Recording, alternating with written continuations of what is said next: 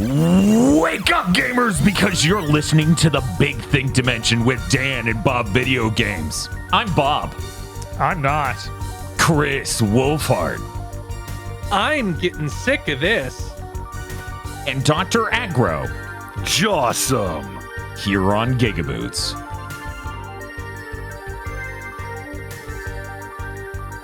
Is everyone woke? We're not coming out to perform our news segment until everyone's woke. I Alan, woke up too.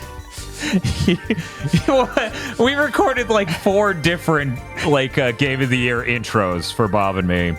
And one of them's you go Alan woke, you get Alan broke or something. I hear there's Alan awake too.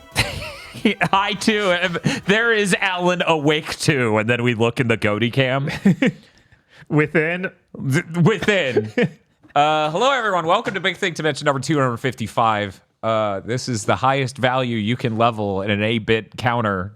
This is the maximum level of Big Think if it was in order of ecclesia. Cool. That's so strong. I love any video game that's like 255 because from an outsider's view, it's like, why that number? Right. I feel like it's just order of ecclesia in every Star Ocean game. Yeah, no, there's got to be a few others. Feel free to fill the comment section with any game that does that.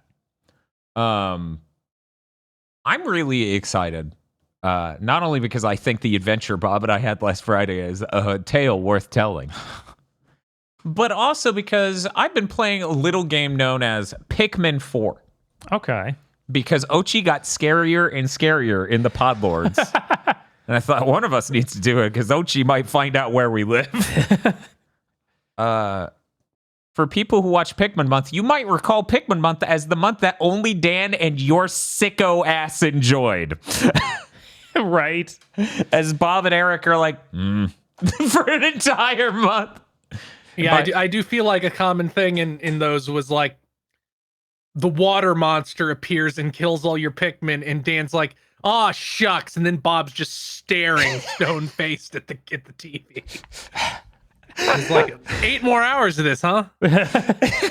RTS on my controller. Wow, they really did it. They really did it. They really did it. Hey, it could be worse. You could play Brutal Legend. Oh. I do wonder which game Bob would dislike more. Brutal Legend. I honestly, I'm not sure. I need to try it.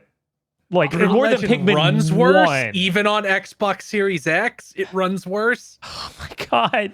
It's also so embarrassingly butchered in every way and controls worse than maybe any other game I've ever played. All right, it's pretty rough. See, that's the thing, though. You're comparing that to moments because I feel like what a lot of Pick Month was Eric walks on a narrow platform, doesn't hold the C stick away from where he is to make the trail more skinny. And then half of them walk into the lake and die. And I feel like this is the normal person's Pikmin experience. There's Brutal Legend. I don't know. I just keep imagining Eric, the preschool supervisor. Yeah, we did start going. You're forgetting to even count the heads of the kids as you get back on the bus, Eric. So if you're an indie dev and you're like, I need an easy project, easy idea for a comedy game, it'll get a lot of attention in streamers. Make Pikmin, but the Pikmin are toddlers. Oh yeah, no, that would do really well, actually. I was really scared that you were like, yeah, I'm waiting for someone to make the spiritual successor to Pikmin. And I'm like, indie dev Pikmin might be a circle of hell. But now that it's a joke game for streamers, perfect. Perfect match. Yeah. They all have auto-generated names, so you feel extra bad. It's like Tommy died. That's yeah. Instead of the water thing with the 2 steamroller appendages, it's just like a white dude in a Ford 250 F250. I need a whole game jam of this because children dying comedically is something you really got to dial in, and I feel like I want to see a whole breadth of approaches to this subject matter. So let me tell you about Pikmin 4. Okay. Pikmin 3, we played that on the stream, and you were kind of surprised at how many strides it made to become a normal, medicated video game for normal people. It's something someone can enjoy just picking up naturally. It feels like Pikmin 3 pales in comparison in its strides to Pikmin 4. Huh. Pikmin 4, Pikmin fans, you're not going to like this segment, let me tell you. I'm one of you, but I'm not one of you. There's a distinction to be made for your sake and mine. Pikmin 4 is like... The average Pikmin fan who's like self-identifies that is a Pikmin speedrunner. The average Pikmin fan is as much a cryptid as the Pikmin themselves. Right. You lift a rock and a Pikmin fan's underneath it. Let me tell you how the soul was removed when they added turning the camera normally. Let me tell you what is wrong about not using the C stick to move your Pikmin. Pikmin 4 is like a magnum opus. Like it feels like Nintendo made a Pikmin game is the way you would describe that, because Nintendo is so known for making approachable, highly polished video games that are like so much beyond their core conceit or like demographic they're aimed at. Like no one but Nintendo would be like, this Ghostbuster video game needs to look like the best video game that's ever shipped visually. Because Luigi's Mansion is there. It somehow sells 20 million copies or whatever. Uh-huh. It feels like they finally have the Switch version of Pikmin. So to describe what's different about this one, so you know how the core conceit of Pikmin is like, you only have this many days because of food constraints, because of fuel, because of all these things, and you'll die. Right. Gone. Just completely gone. Every level is this gigantic open space, like massively huge. And all of them are stacked with explorable caves that are kind of like the caves in 2. But in this case, the reason you go into these caves, the underground, is because a shitload of people have crash landed on this planet, are being kidnapped by some local creature they're calling a leafling and converted into horrible leaf monsters. Oh, that's horrifying. So you're going underground to recover these people and hopefully someday cure them. So you just have a massive zombies you're collecting, basically? Kinda. They look like shrubbery-ish. You get them, and you eventually, slight spoilers for Pikmin 4, you find a cure. Okay. And you have a home base. Like, think modern video game home base full of people you know that provide functions you need. Huh. So you got the lab guy who's making consumable devices, but also equipment upgrades. You have not only equipment for Ochi, you have skills for Ochi. Ochi gets like upgrading the amount of damage he does, the abilities he can do. At some point, you can train him to jump up in midair and bite airborne enemies. Ooh. It's really good. I need to know, since you said that the caves are kind of like Pikmin 2's caves, do they come off as auto-generated and weird things that couldn't actually exist underground? So, no, those are saved for a different thing, which I will really get into, that absolutely fits the definition of that. But those are different from the normal caves. Okay. I'm not going to say the D word yet. So, weird thing about these caves, I swear at least 5 of them have been from Pikmin 2. Like, they are the same caves from Pikmin 2. Weird. Pikmin 4, the way it controls, the elements in it are so different, though, that it felt fresh yet again. Here's an example of how Pikmin 4 might be more for a normal person than Pikmin 3, even. So one of the core features of Ochi is Ochi will just follow you at all times. You can actually pull up a command thing to tell him to go somewhere or return to you if you upgraded the skills that much. I didn't, because I'm doing just fine. But when you board Ochi, all of the Pikmin, all 80 or whatever you get, will jump onto Ochi. So you can now move Pikmin to dodge attacks and things easily. Oh my god. Not only that, Ochi has a charge attack where you can, it's the same button as jump. So you jump and you hold it. And once the meter builds, you can unleash a charge attack where he rams into the side of the enemy, doing damage and unleashing every Pikmin that was on his fur on their face. So it's this massively really good way to dodge giant enemy attacks and then immediately unleash untold amounts of damage. You can also upgrade this charge hit to do more damage add a stun to the enemy. You can make Ochi and yourself immune to the different elements like freezing winds, fire, electricity. Mm-hmm. It's really good how much Ochi does just change how you interact with the game and what you can do. Also, you can upgrade Ochi to be 100 times as strong as a Pikmin. So he can just move a watermelon back to base by himself. What? It's really good. They did a fantastic job. Through Ochi, reinventing what the core of Pikmin is to be not only like fantastically fresh, but a lot more approachable for your normal person. I have been enjoying the hell out of this game. I'm just 100%ing every level as I go. Even though at a certain point they're like, dude, we know where Olimar is. Can you go save him? And I'm like, there might be an apple around here somewhere that I really need to get. Is Louis in this game?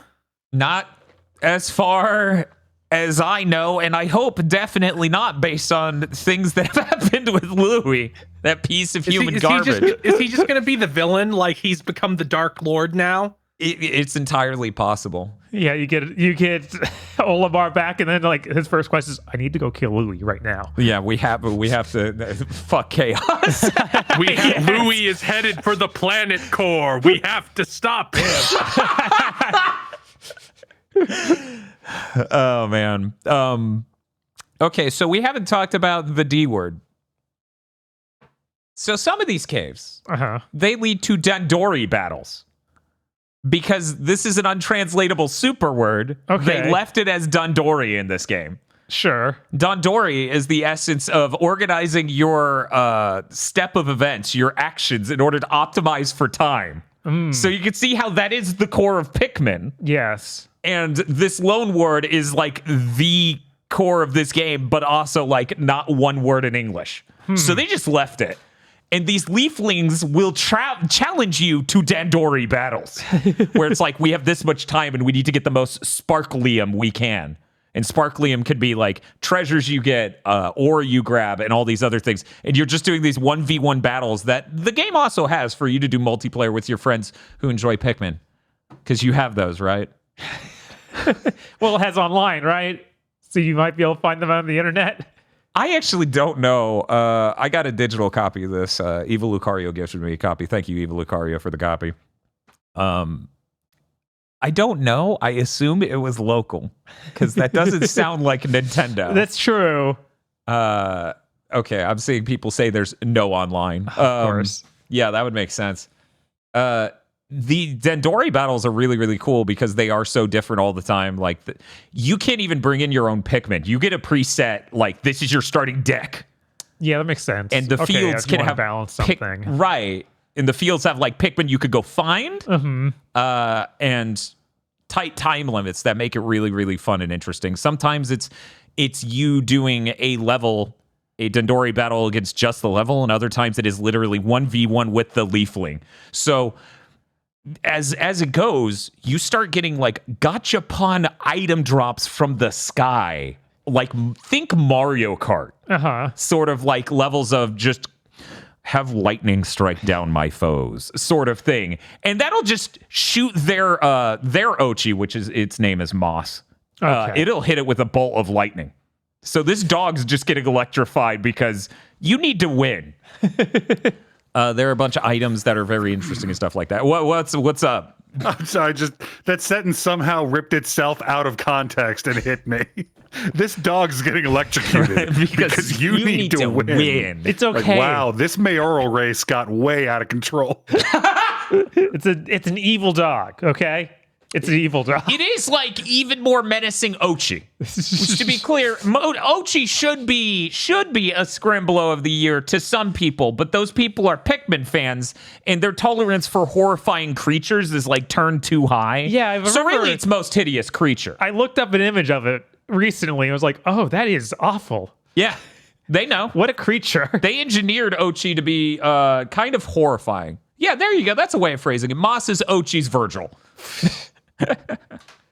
But yeah, the Dandori battles are really, really cool, and add another layer to this because every single time you're basically battling for one of the people who has been kidnapped by them. So it's either someone, as you definitely know, the lore of Pikmin is if somebody suffers traumatic shock, the spacesuit they're in will put them in cryogenic sleep, basically. Yeah. It'll just shoot them with gas and they'll just be asleep. So all these people are unconscious and being kidnapped by the Leaflings because of the crashed ship. And the funniest thing is at first it starts with like, oh, okay, yeah, the rescue team, that was this whole squad of people who showed up before you, they went missing and you need to rescue them. But eventually it becomes, and then this guy who's really into flowers went to this planet and he got lost. And this school bus full of children went to this planet. And it's like, why are all these fucking people coming here? This is what we need to see them escalate the Alien franchise with instead of 3. That would be really good. If it's just like, why do they keep coming here? we somehow kept the Xenomorphs from escaping this planet, but they keep coming here. They're like, oh, cool. Xenomorphs are sick. Send Ripley back in again. No. Yeah, Pikmin 4 is really, really good. I actually recommend it to anyone who maybe didn't even enjoy past Pikmin games all that much because it's so different now. And I haven't even talked about the overnight missions. Because the reason you do the overnight missions is to get a bioluminescent extract from these spires that form overnight. What's up? The bioluminescent overnight oats. Yes, you have to get the bioluminescent overnight oats. And those missions have those glow Pikmin. Pikmin that are made of pure energy. Mm-hmm. Yeah, I saw those being advertised. Which the amazing thing about those is, you have the X button to tell your Pikmin to charge at any enemy. Mm-hmm. For them, much like Ochi, they have a charge attack where you press and hold that, and they become a Genki Dama almost. Where they just form an energy ball, and then your dude is like, ha! And then they fly into the enemy, stun everyone around, reform into Pikmin, and fly and start eating them. Huh. It is sick. But those missions are weirdly enough tower defense. Huh, okay, is the way you could consider them. You're defending against waves of enemies trying to outlast to the morning because all of these overnight cracked out Pikmin monsters will try to tear down the little anthill / spire thing that forms overnight to create this juice. So that is a very different type of gameplay for Pikmin. Because the odds can get against you pretty fast there, given the number of enemies there are. One of the weird defenses is in a normal tower defense game, you would build structures that would defend against these waves of monsters. Mm-hmm. In this, you're just building false bases to distract them from destroying your real base. And then you just go around with the glow Pikmin and fight them? Or is yes. there? Okay. Yeah, you are just running around frantically at all times. You can leave Ochi defending different structures too. Okay, so you have a little bit of a tower-like thing, but it's only Ochi. Yes, it's Ochi. You also do have consumables like from the other modes of this game where you can put mines in the ground. Okay. There is a lot to this game. It is hard to recap in a simple segment such as this, but it's really fascinating how much they built it out. I didn't play Pikmin 2 and 3 and go, they should have a bunch of skills in here. And the fact Ochi has his own equipment for defending against specific elements and giving him more life and giving him more defense, rather than your main playable character, which is your created character for anyone who didn't know. Oh, okay. Yeah, they have different hairstyles, different skin tones, different things. Is Ochi something from the planet they are on, or is something they brought? Weirdly enough, that is a standard part of the rescue team core. Okay. They send out these rescue pups on these missions, but maybe I haven't gotten far enough to know what's up. But the planet seems to be changing Ochi. I think Ochi should have a little barrel around his neck that contains like a martini shaker, and that's like the first thing Olimar goes for when you rescue him. See, I was sitting here, I was like, yeah, then Louis would just get himself lost constantly to just keep drinking. Yeah, no, I'm lost again. Come save me. But yeah, no, this game is really, really good. I wish I had played it sooner. I don't know what else to say about it other than I wish it came out on the Switch 2. I wish it was a Switch 2 launch title. So it could run at like 60 frames per second instead of 30. Okay, it's like locked 30. Yeah, it's pretty solid. It doesn't really dip too often. Not that I really noticed anyways. Visually, it looks stunning as hell. Like, it's weird how good it was. And these areas are so massive, and you get this different camera angle than you're used to in Pikmin. You get like a very nice depth of field and like hyper realistic graphics from a like, they're what's the term, physically based rendering materials. So like everything looks like how it should look. That's kind of crazy to think of a Pikmin game with that, but all right.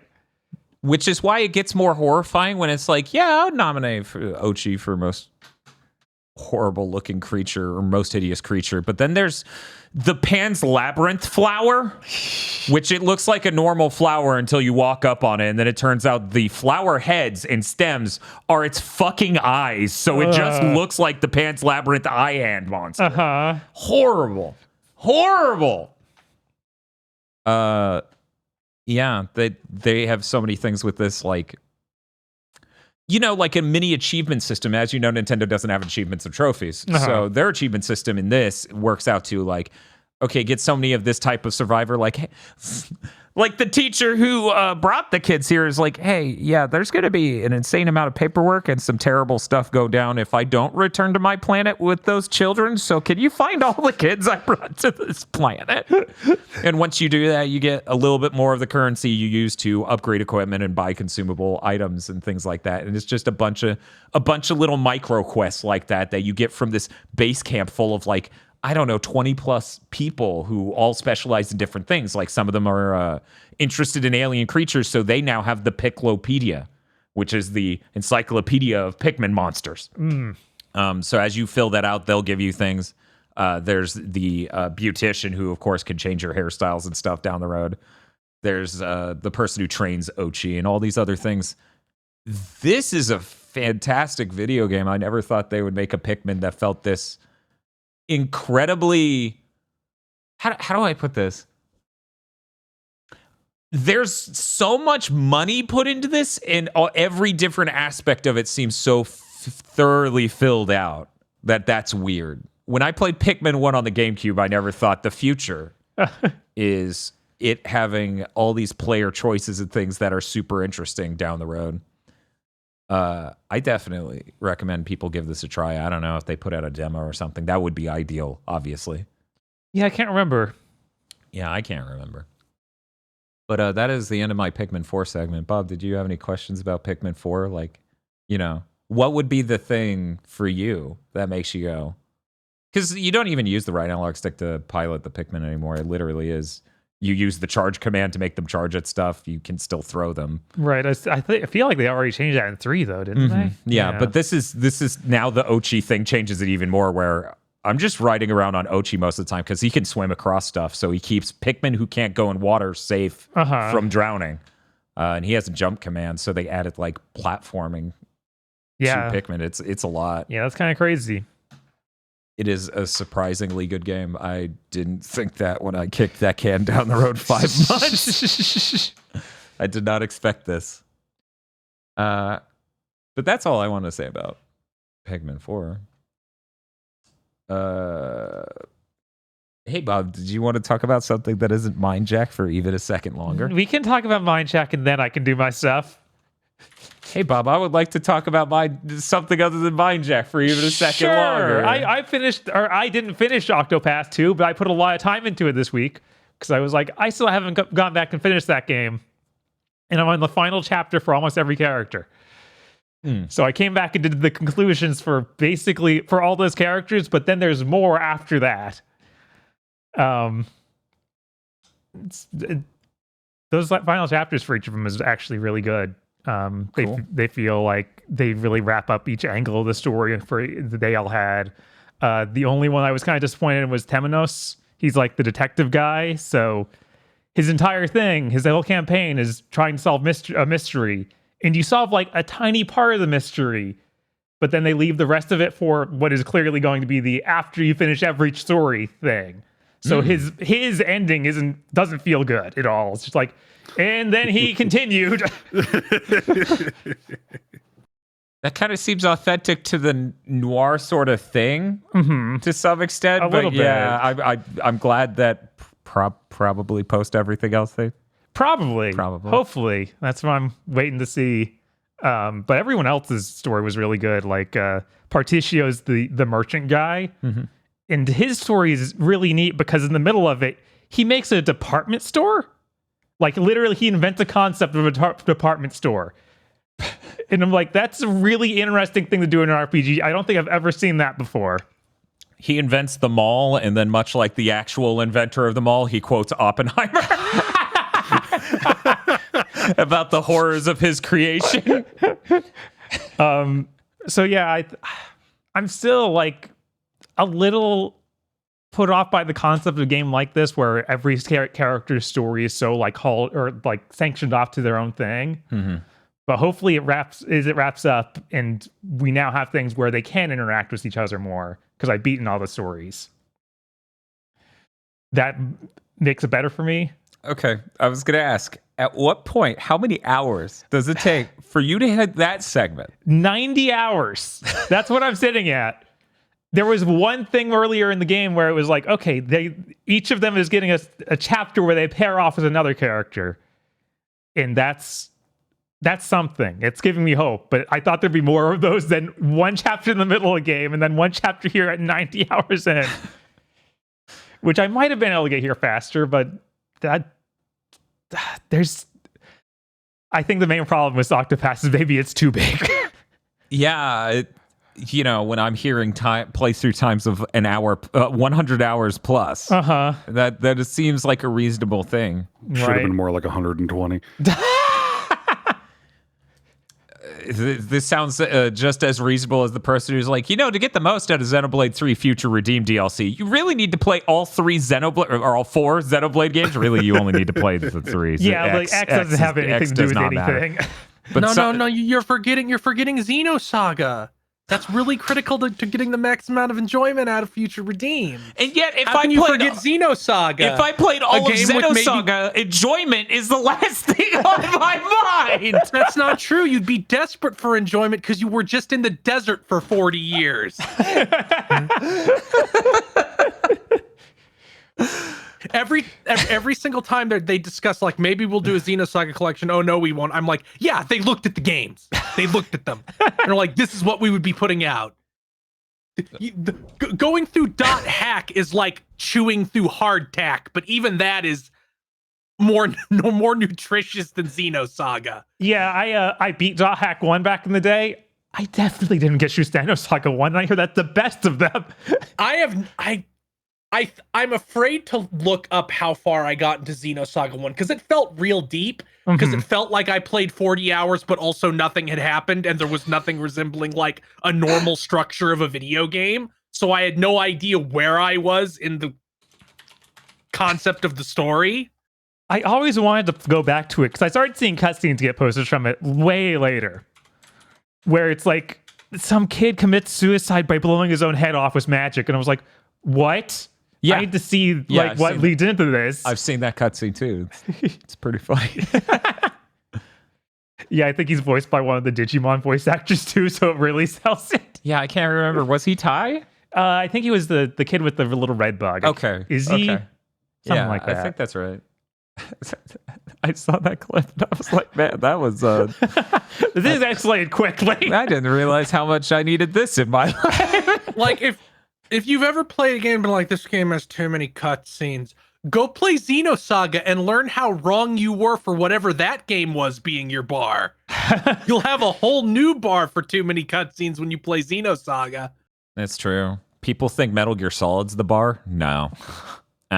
I just thought whenever Xenosaga comes up, I think of this dirt old webcomic. I have no idea what webcomic it even was. It was just like, hey, you playing Xenosaga? And the guy goes, more like not playing it. And then they both laugh, and that's the entire gag. Oh my God. It sounds like an Of That Era webcomic. Speaking of that era webcomics, Bob, I went and looked up the VG Cats. That is, nothing but blood and fluff. Yeah. Talking about Winnie the Pooh. I didn't realize that was literally a Kingdom Hearts comic. Yeah. All I remembered is that Winnie the Pooh was dissected. That makes sense. To find out that nothing but fluff and blood was inside. Great. So that changes the amount of times I reference that Kingdom Hearts streams to be hyper relevant to everyone who enjoyed VG Cats. They exist, right? They didn't vanish. Anyway, I also, to actually finish these chapters, I was like, well, I need the level grind to get powerful enough to just be able to stomp through this stuff. Mm-hmm. So I just did that while watching the entire Disto Tech stream they did on Monday. Uh-huh. So that was like 3 hours straight of level grinding. And the way you level grind in this, you put on a bunch of accessories to make their version of the metal slime show up more frequently. Yeah. These are some of the lowest encounter rates I've seen for that sort of thing ever. That's disgusting. Yeah, no, I did it for 3 hours. I saw maybe 5 of them. At that point, you're basically just that's you don't know it, but you turn this normal video game into a game as a service. Like that's Destiny shit right there. Yeah, I looked into the octopuffs and I'm like, nah, I'm not messing with any of that. Yeah, so I ended up getting a lot more level just from doing the killing I was to try and find the octopuffs. Mm-hmm.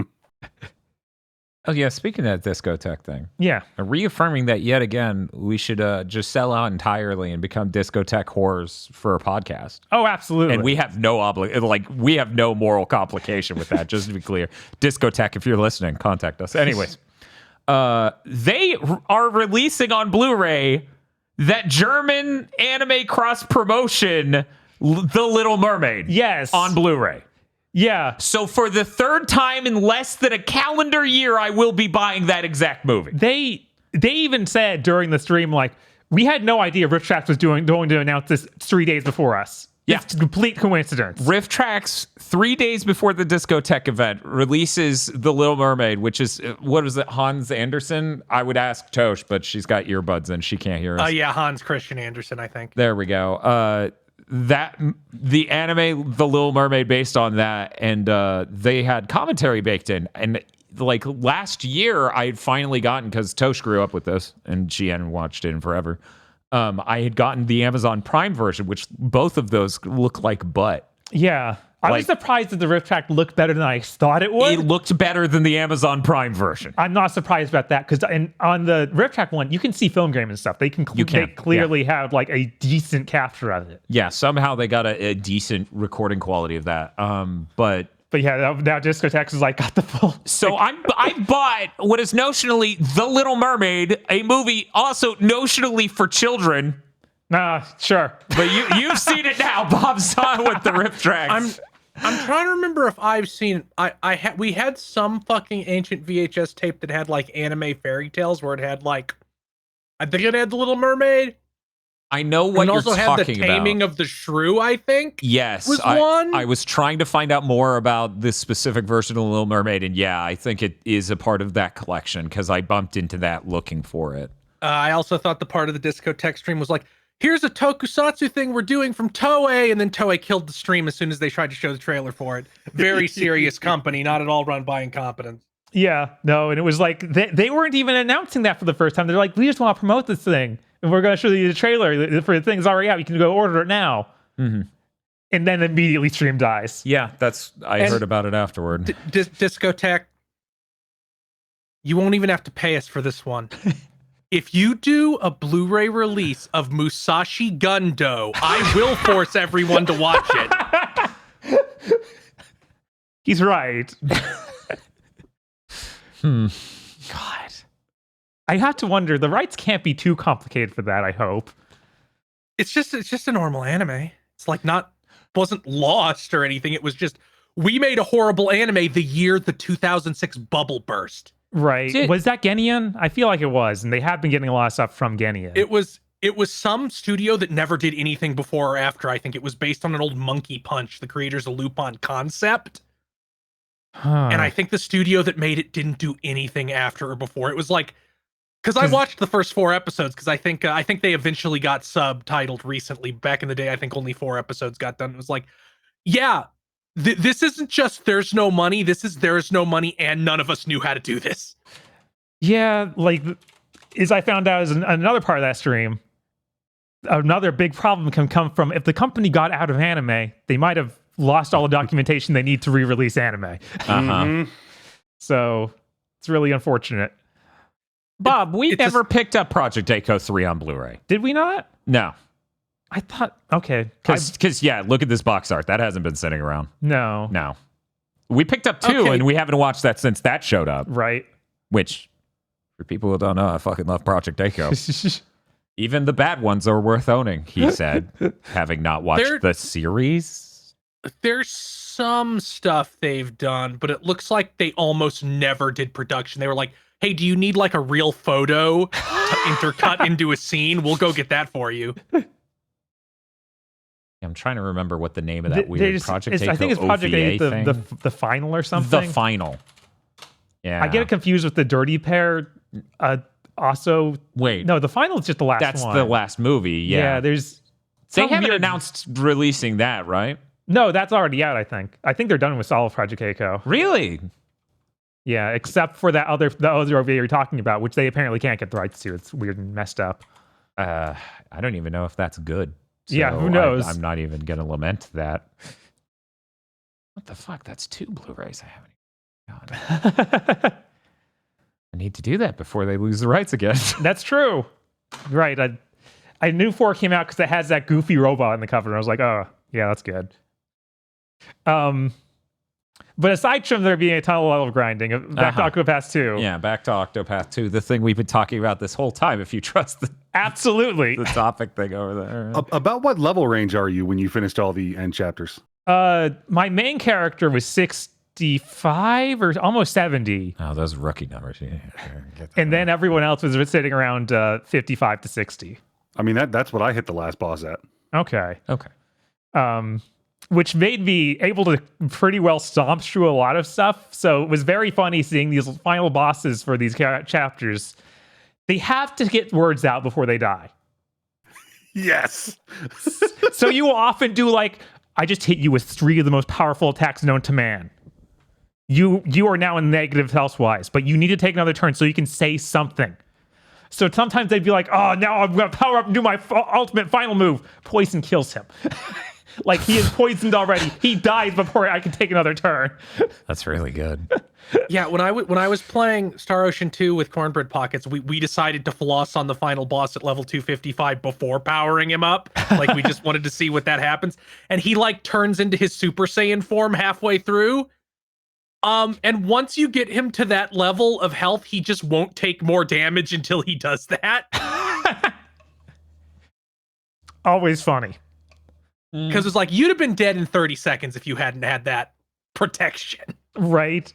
It's like, no, dude, you got knocked out because the whole mechanic is breaking their guard so you can then hammer them with literally everything. Mm-hmm.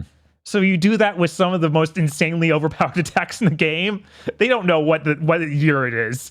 Did they ever put a New Game Plus in any of the Xenoblade games?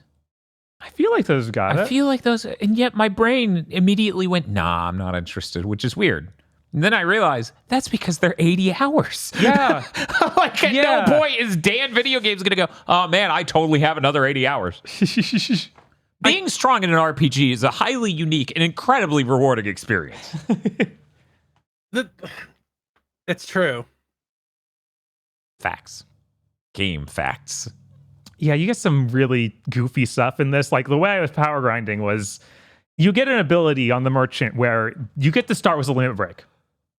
You just have it at the start of the round for the of battle. Mm-hmm. So you get that on 2, your characters have really insanely good limit breaks, and they can just wipe basically anything in the first round. Pretty good. Pretty good.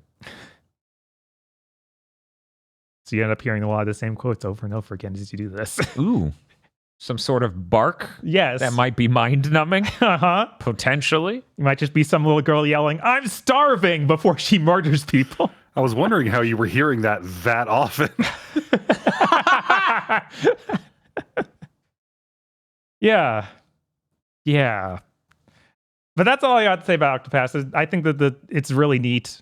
I've enjoyed the endings of these stories a lot, and if anything, it just needed to be a little shorter.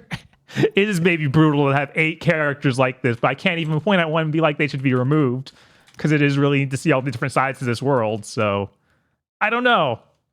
I don't know what I would change. It's just, this is a lot. You could change yourself and overcome your weakness and wish for the game to be twice as long. I wish I was still playing Octopath Traveler 2. what is it? What's Octo for 16? We needed 16 playable characters. Something decahedron? Septa-deca? Septa. Well, septa-deca should be 60, What right? is So the deca term? septa? Hedron? I don't think it goes beyond 10. Like, I don't think it goes to 16. I think you have 1 through 10, and then it's like, okay, now we're at 100 and 1,000 and million and.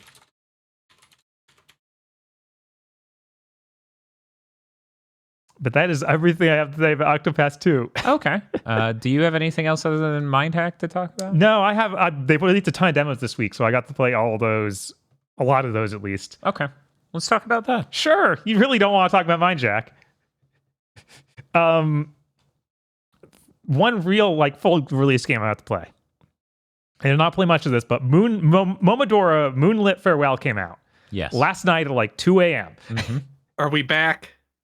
We may be back. It is a lot like 3, but it. Ooh, thank God. Yeah, it's definitely stylistically back there.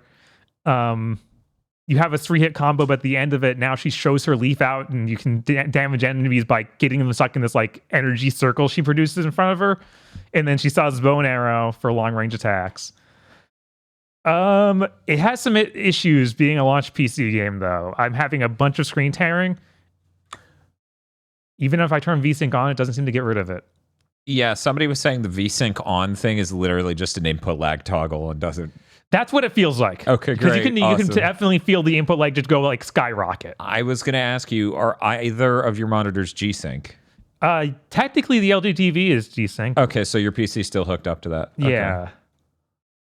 Yeah, I don't know. Maybe I did not get to play much of this. I didn't get to dig into the settings and try and fix it and try and make sure G-Sync was activated properly and everything. Maybe Yeah, there's that will fix also it. forcing it through the driver level. You can go into GeForce Experience and tell it, hey, bro. Yeah, and that's the sort of thing that's like, That's what you hate about PC yeah, that's gaming. what I hate about PC gaming. I was like, no, I want to play the beginning of this game and enjoy it, not be like menu searching. Yeah, I definitely lost like an hour plus on Alan Wake 2 to just fucking around in menus. Just to. Yeah, and that sucks because honestly, the beginning of Alan Wake 2 is really great. I didn't do it at the beginning. Okay, that's good. I waited a little bit longer. I waited until after they drink the coffee simultaneously in the car. Okay, So that's you know, it's a down. It's you it get a wasn't- little bit of a down, like a rest moment, yeah. but yeah, here it is just. It is weird. Hopefully, once that stuff gets ironed out, I'm hoping that the games will be pretty cool. It does start out pretty differently. It gives you a tiny little tutorial area that's pretty quick, and just is like, okay, this is how the jumps and the arrows and everything work, and you ring this bell to save and heal, and then you get sent to a town, and there's like actually a full set of NPCs in this town that you can talk to, and it's like that's Momodora 3 is very much the world is dead. You don't have a group of NPCs you're talking to all the time. You have like one shopkeep and then a few undead creatures and stuff like that you talk to. But this starts out with just a full town of people, and you go out on, you get a quest from like the head of the village, and that's the start of the journey. So I'm curious how that's going to work into the story, if they're going to like just immediately kill this town off, or if we're going to see this town get upgrades throughout the game. I also got to see a little bit of the familiar system, which is now you can find these familiars in the environment. They'll follow you around, and like the one I found heals you, but it sounds like other ones will do other stuff. So yeah, there's lots of neat systems, but I've only played it for like 20 minutes, and then was most of that being like, oh man, screen tearing, what's happening? So as far as other things I played, I'll talk about the demos. Okay. I got to play Otogi Katsugeki Mamade no Bakeru, which is the Goemon like that only came to Japan, is for the Switch. Come on, please announce it for the West.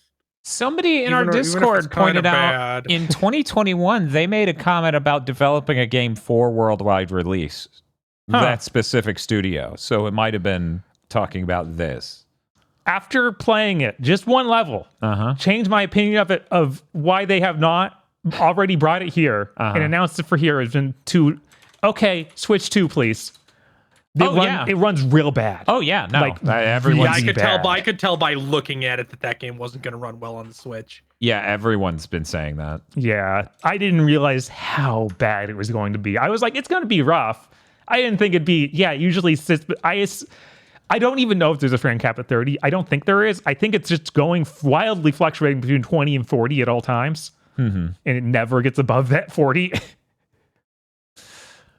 Because it feels like it runs a little smoother than 30, but it does not feel like it ever hits 60.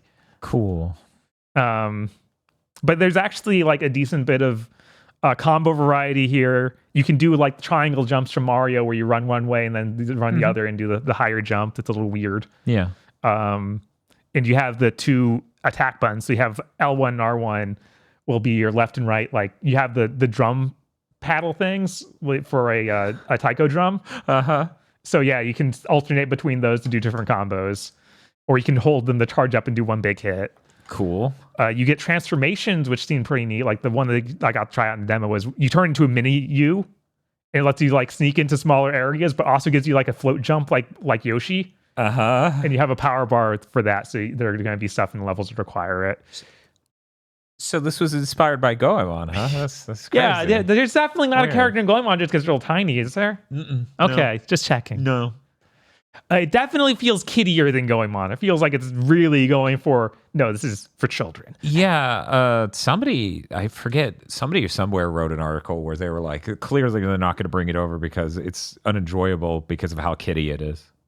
I wouldn't go that far, but yeah. I don't know. That was weird. It also has like a lot more action game mechanics than you might expect. Like you've got a perfect dodge that gets you like super close to the enemies really quickly if you time it just right. And you've got a perfect guard where you'll reflect bullets back at enemies using it. So yeah, it's got a decent amount of like actual combat game depths to it. More than I expected, at least. Man, it sure would be sick if this shipped on PS5, huh? Yeah. It sure would be sick if Japan realized that, maybe we don't want to play games on the Switch, which is absolutely ancient hardware that is not very capable. Switch 2 will be different. Yes, I'm very hopeful for this coming to Switch 2. It seems like each level, like at least the 2 I played, like the main goal is getting to the end of the stage, but to actually leave the stage, you need to find all these rainbow lanterns hidden in the stage. So it's like doing a little bit of, okay, look in the environment for this stuff. Like either kill the enemy that's glowing or hit a glowing space on the ground, that sort of thing. So I don't know how much it's going to be involved throughout the game, or if that's just going, like the first level, they just shoved them all at the end and be like, hey, this is what the mechanic is. But the second level is, okay, you're going through a large linear level and you find these throughout it. Can you find all my M&Ms? Yeah, you seem to have dropped them on your porch. Yes. I'm pretty sure, yeah, that's all of them. Do I get a reward now? Yeah, you can leave. Thank you. But the game looks very nice. I understand why it's running so bad. It looks real good. You can tell by looking at it that it would not run great on a Switch. Yeah, for sure. Once again, we're available. You can have us work as a consultant. You can just send us a picture of your game, and I'm gonna go. That won't run on the Switch. That is too big for Switch. But yeah, I'm still hopeful for it. I still really want to play it as long as they do a Switch 2 version.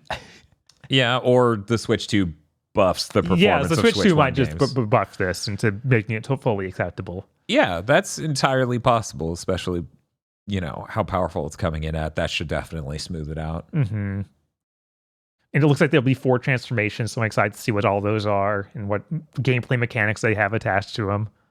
Cool. Because turning small is funny and all, but it is pretty funny.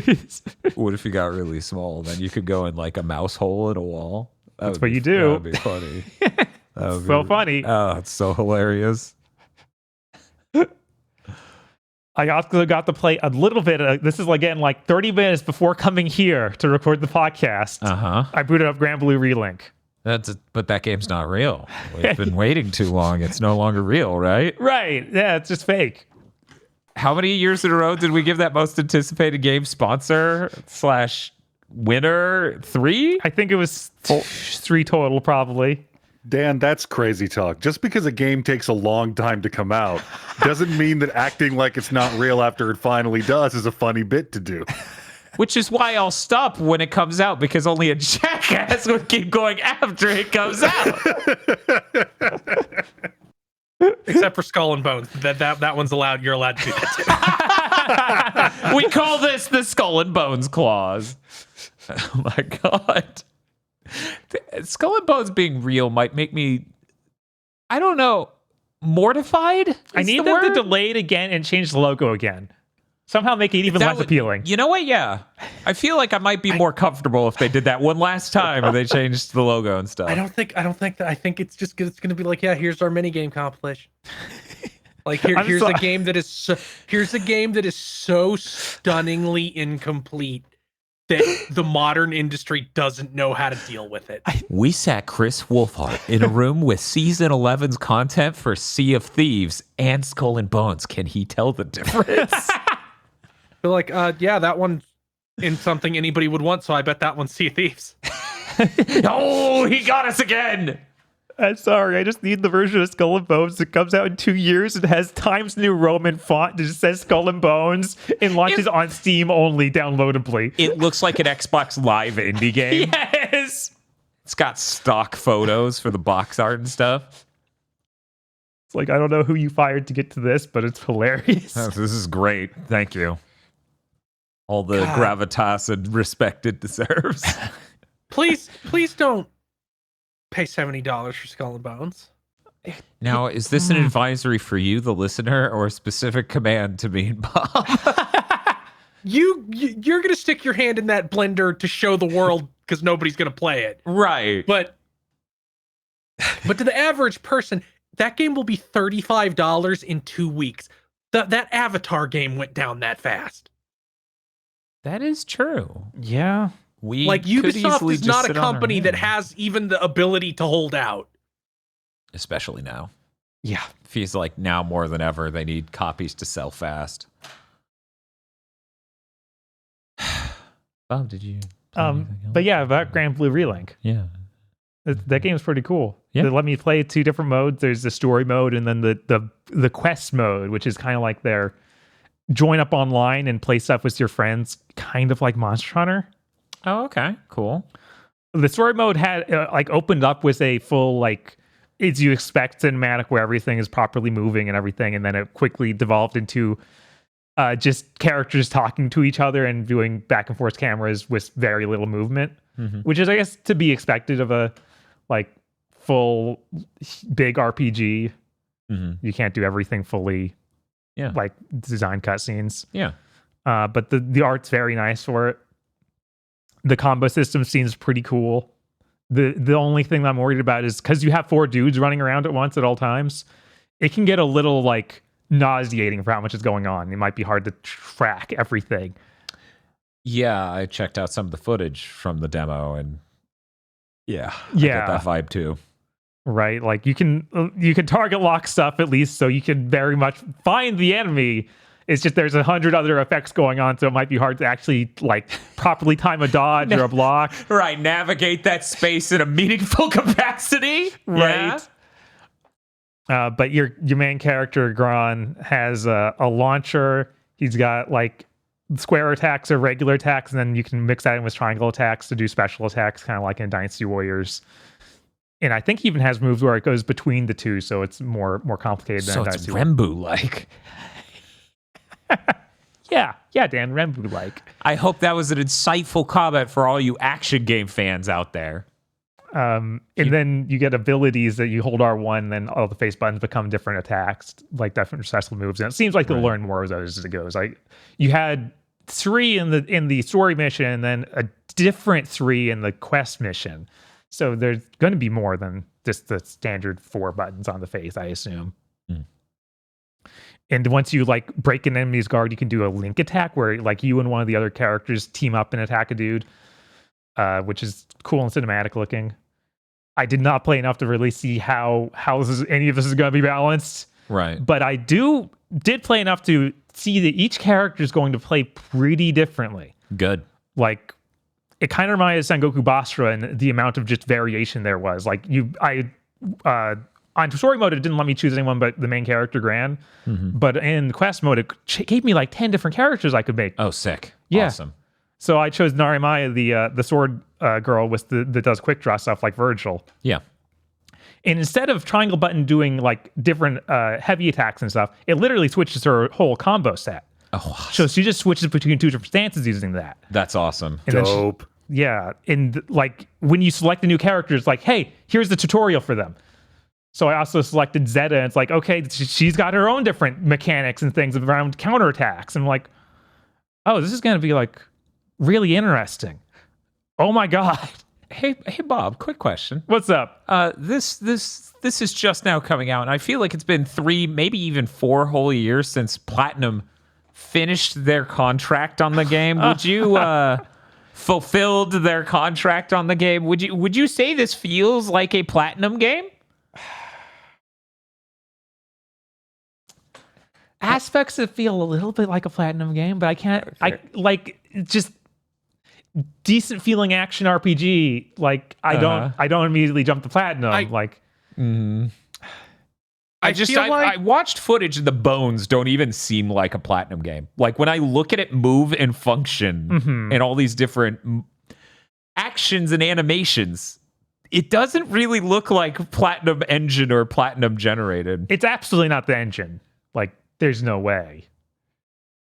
Even Final Fantasy 16 was more clearly that for parts of it, where you can look at it and be like, this is really Platinum. Mm-hmm. So I have to wonder if playing that game, if you'll even get the feeling that they fulfilled their contract on it. Yeah, my understanding from hearing things through the grapevine is there's literally nothing Platinum made is in that. Like nothing. That wouldn't surprise me, right. but because it had a full dev cycle after they got taken off it. Right. I mean, Clearly, it's been 4 3 years. to 4 years, and clearly you would think the pre-development plan was already mostly done, which that is a significant part of game development. Right. So who knows? But it's just so funny that, yeah, that's a good example. Platinum got cyber connected because CyberConnect was originally making 7 Remake. Yeah. Imagine that timeline.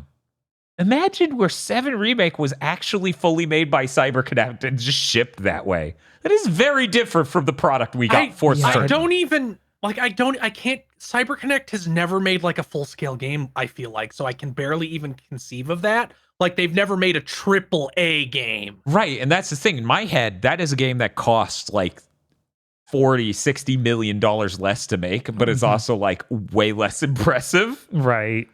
Yeah, I don't know what to expect from CyberConnect's Final Fantasy VII. I really can't bridge the gap. I want to jump the timeline now. I need to know how that went. That timeline where Squaresoft treated a remake of Final Fantasy VII like they treat all of their third-party development stuff. So it's like, yeah, they're gangbuster titles, Valkyrie Elysium, and the almost as good 7 Remake. It'd be better than that. Come on. It'd play worse than that, but it would look better. But yes, it would look better than that. That's well, I don't know. I don't have anything from 7 Remake on my lock screen here, so I don't know about looking better. That seems like a but it's really promising. Yeah, it's really promising. I'm very excited to play more of this demo and get more into the nitty gritty. They released these demos on Big Think Day, and it's so upsetting. I've been so excited to play the demo for Prince of Persia: The Lost Crown. Mm-hmm. Yeah, because that was also today. I downloaded it. I didn't have time to boot that up. Granblue was a higher priority for me because I've been waiting for this game for 5 years or something. I think Prince of Persia is a higher priority for me because I want to play it. Granblue, I need to play to know if I should buy that game. Prince of Persia, that's a foregone conclusion. I'm getting that game.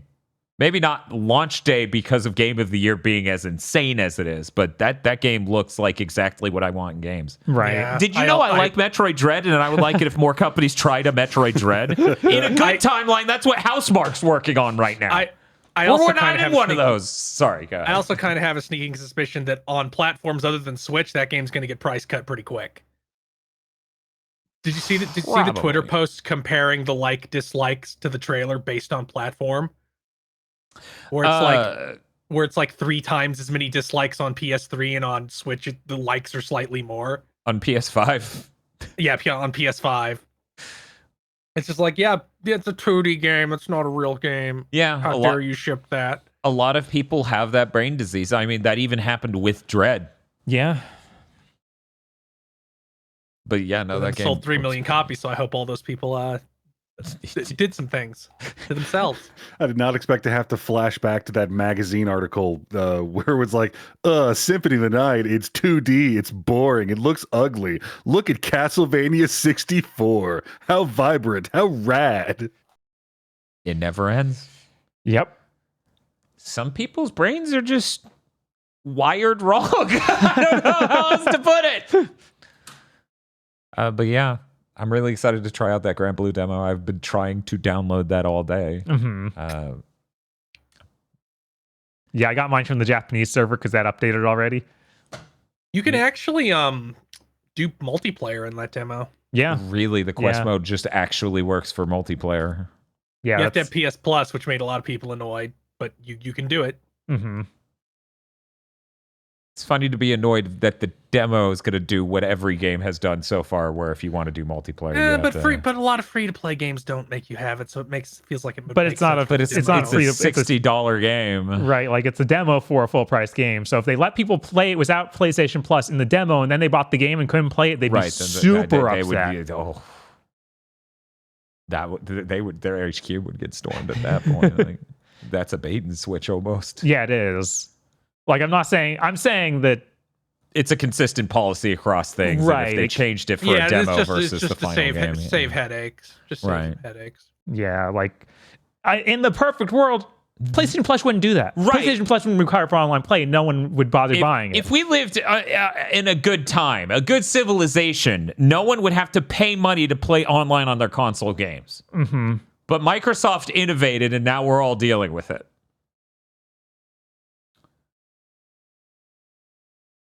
Yep. Did you have anything else you want to say about that before we move on? Not really, yeah. Okay. And that is everything I played except for Mindjack. Oh, that's cool. So I played Sonic Superstars. Great, good for you, Dan. For people who don't know, I was over on Sarah Lene's stream. We were playing that together. Sonic Superstars is actually really cool, and I have multiple things from coolest thing in a game that came out of that and straight into the category. That's surprising, because every time I looked over there, because I had the stream just up in the background while I was doing something else, it was like, oh, that's another minigame. Okay. Another minigame? Yeah. Like every time I looked, it was like, oh, he's swinging on ropes in his 3D perspective or something. Oh, that's the Emerald minigame. Okay. Yeah. Except it also has the Sonic 1 Emerald minigame. Yes, but that's for emblems. So much like, Sonic Mania, there's the whole like blue sphere forever thing. Oh, okay. That sort of like gets you collectibles. Yeah, those emblems are used to get like parts for a robot you can make. You can make your own Metal Sonic virtually is the idea. Okay. And it has a bunch of customization pieces. So you just collect those in order to get that. We were stuck on the 4th, I believe. No, it was the 5th, because the 4th damn Chaos Emerald was easy. It was the 5th one that was not. For a really long time, until I realized the Pro Strat. Spoilers for anyone who's going to play Sonic Superstars. It's a really bizarre minigame. The Pro Strat was to just not move. So you can see why I just for 40 minutes or an hour of that stream, we're just like, how can we not get this? Because the thing with this minigame is you hit the A button to almost Rodea-like shoot to an object that's floating in midair and whip off of that like it's a vine. The problem becomes you don't have camera control. It's just always looking at the emerald. And you need the thing to be in a certain circle of your view perspective in order to be targetable to vine whip to. And since you can't move the camera, that means the emerald is always dictating what things you could look at. So if you swing wrong, you could just not have anything to swing to until you fall out of the entire minigame. And that was the one where it actually became a problem, because structurally that one is different from all the other ones. Huh. So the real trick was just find a way to swing in place and then it'll come back around because it's a loop. This one's a loop. Weird. Yeah, it's a really bizarre minigame. Even more bizarre is every 3 swings it would change which player was playing. So Sarah and I both had to stay on top of it, and because of mild technical problems, my side was hitching occasionally. And I was like, oh god, because I'm playing over Parsec. Right, because this game doesn't actually have online multiplayer. That is my understanding, and yet people say it has Epic's online multiplayer. So I don't know, but I don't care. The Parsec thing worked great until we went live. Of course. I assume because something specific about Sonic Superstars and the anti-piracy that's undoubtedly in it caused problems for Parsec Plus streaming. Only at that point. But yeah, Sonic Superstars itself is pretty fun and interesting. They have a really good new character named Trip. Does he make you trip? I'm just gonna play the spoiler song.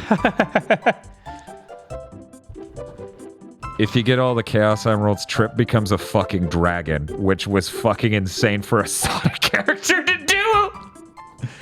And like a weird anthropomorphic creature? No, no, just a fucking dragon. And the second mode for this game is the Trip mode, where you could just morph out and become a dragon and shoot fire and shit. That's pretty cool. It's pretty fucking cool.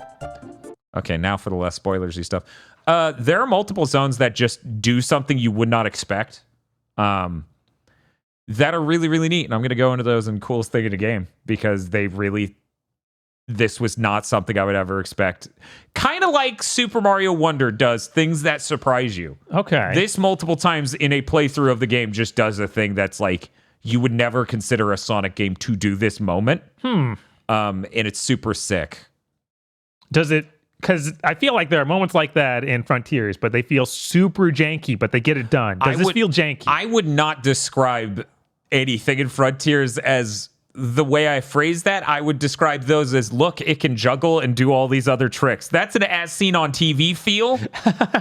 This was a delightful moment like a Wonder. Okay, so it actually is like Wonder, not like the horrible Sonic version of Wonder. It is like Wonder. It is not like the pinball mini game in Frontiers that is somehow worse than Sonic Adventure's pinball stuff, and I don't understand why that is. 3D video games are hard. Yeah, it's definitely a lot of chaos doing the multiplayer in that, because if the camera pans too far away from any one player, it will just delete them off screen and you can hit the A button to jump back in. Sometimes it will choose the wrong player to follow. It'll be like, oh, this player made the jump and this one didn't. I'm going to follow the one that didn't for some reason, and then you're just going to die. And I'm like, why? But I had a really fun time playing it. It was very delightful, and I'm going to hit the spoiler button again to just talk about briefly those segments. So you're doing normal playthrough. Everything's kind of, oh, these are neat versions of Sonic levels. These could be in a Sonic game. And then all of a sudden you're in... If a Sonic level was in somewhere between Tron and the movie Pixels is the level. And I don't know why. It's just a cool level aesthetically, using silicon traces that are just neon light for you to bounce off of like a trampoline. And it's just sort of that until you pass through a light gate, and then every character becomes pixel, like voxelized versions of all of their character models. Oh, okay. So it looks hilarious and it's delightful. And you're like, okay, that's neat. And then you pass through another one and you all become like mice. And then it becomes the, if you've ever gotten to the end of Mega Man X, you know how it has the traces that go vertically and the spider boss will go through that. It becomes a segment where you're, as a mouse, supposed to navigate up one of those, and you only get to make choices at the intersections. Okay. It's a really bizarre gameplay change. It was fucking hilarious. There are multiple other things like that in that level, but there is another level that just becomes Fantasy Zone. Literally. And I'm like, Persona Sama could have tweeted about this and spoiled this moment and didn't. Thank you. So Fantasy Zone with the Fantasy Zone. Not the guy who says Fantasy Zone. No, not Space Harrier. Not Space Harrier. Literally Fantasy Zone just happened. So it's like everyone in your party's in their own pod doing a shmup. Okay. That's pretty neat. It's so sick. I'm like, this is hilarious. This came out of nowhere. If it was the other one, I'd be convinced Kami somehow snuck in. He's like, hey, what's up? Yeah, we can do this. I mean, there's Yu Suzuki, honestly, would be the one who just sneaks in and he's like, hey, I'm back. Let's do it. But he was too busy doing Air Twister. But yeah, no, it's like that was a lot of fun to play through. It's definitely not because of those problems where the camera pans away from one character and they're deleted off screen. You know, when that happens a couple of times. It's not Super Mario Wonder levels of polished. It's loose in a few places, but it's not loose in a game feel place, and it's not loose in a, like, the fun of the ideas there. It's just a couple times you'll have a glitch. A couple times these other things will happen. But, like, it was much better than I was expecting based on what everyone said. That's good. That's good. Oh, yeah. No, that everyone was just like, oh, it's trash because it's not Super Mario Wonder, which I get they launched at the same time. But I thought it was trash. Right. We were thinking it was like Sonic 4. Yeah, because everyone also kept saying, oh, the bosses take so many hits. They really don't. Okay. I don't know why people kept saying that. Yeah, because those Sonic 4 bosses are real bad. They are terrible. They're rotten garbage. But no, it's not like that. It really isn't. The one that really takes a lot of hits is the final boss of the game because it's the final boss of the game. It's supposed to be hard. Right. Apparently, the extra mode you do after you beat it normally is like a hard mode, so the bosses do take more hits. But that's not the normal playthrough. Right. Like that. It sounds like that mode isn't even as Sonic, right? No, that mode is different. Okay, yeah. So as I was saying, whatever you get your license to make a bad game mode, you beat the game. Right. That's why they unlock the extra character in Chaos Legion. And it's bad, and I'm just like I don't want to play that. Only then is Chaos Legion bad. 1 second. I think the community notes might need to pop up on this. Extra bad. But yeah, Sonic Superstars is actually really neat. If I ever end up getting one of those really high refresh rate monitors, like the 360 hertz or whatever, or 240, I doubt. At the point where I'm buying a monitor for the sake of getting a high refresh rate, I feel like I'm not stopping at 240. You need to know. You need to go beyond. Yeah, I need to know because everyone else out there is going to talk out of their ass without seeing one. Right. So I should be able to see one, so that way somebody who has a clue could be like, "Oh, hey." This is how noticeable that is in the grand scheme of things. Because the TV can already go to 120. Right. So if I do 360, that should be close enough to 480, mathematically. Because as it turns out, time is complicated when you think about it, right?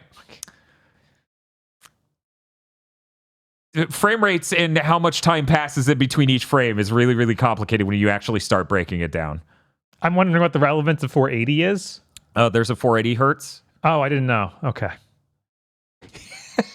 Of course. There's a 480 hertz monitor. It's 1080p, 480 hertz. We talked about that a couple of weeks ago on Big Thing.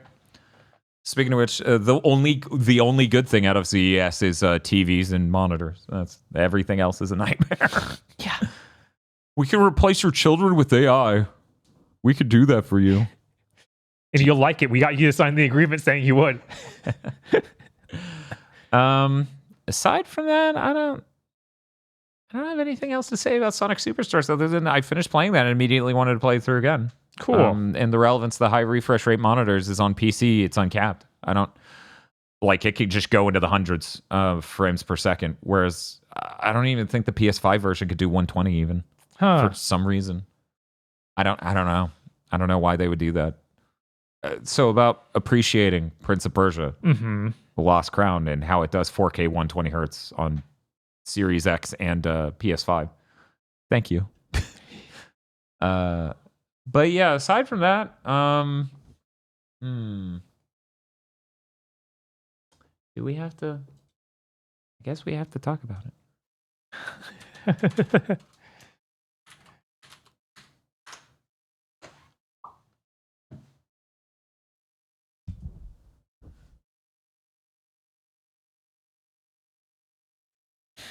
Is there some problem?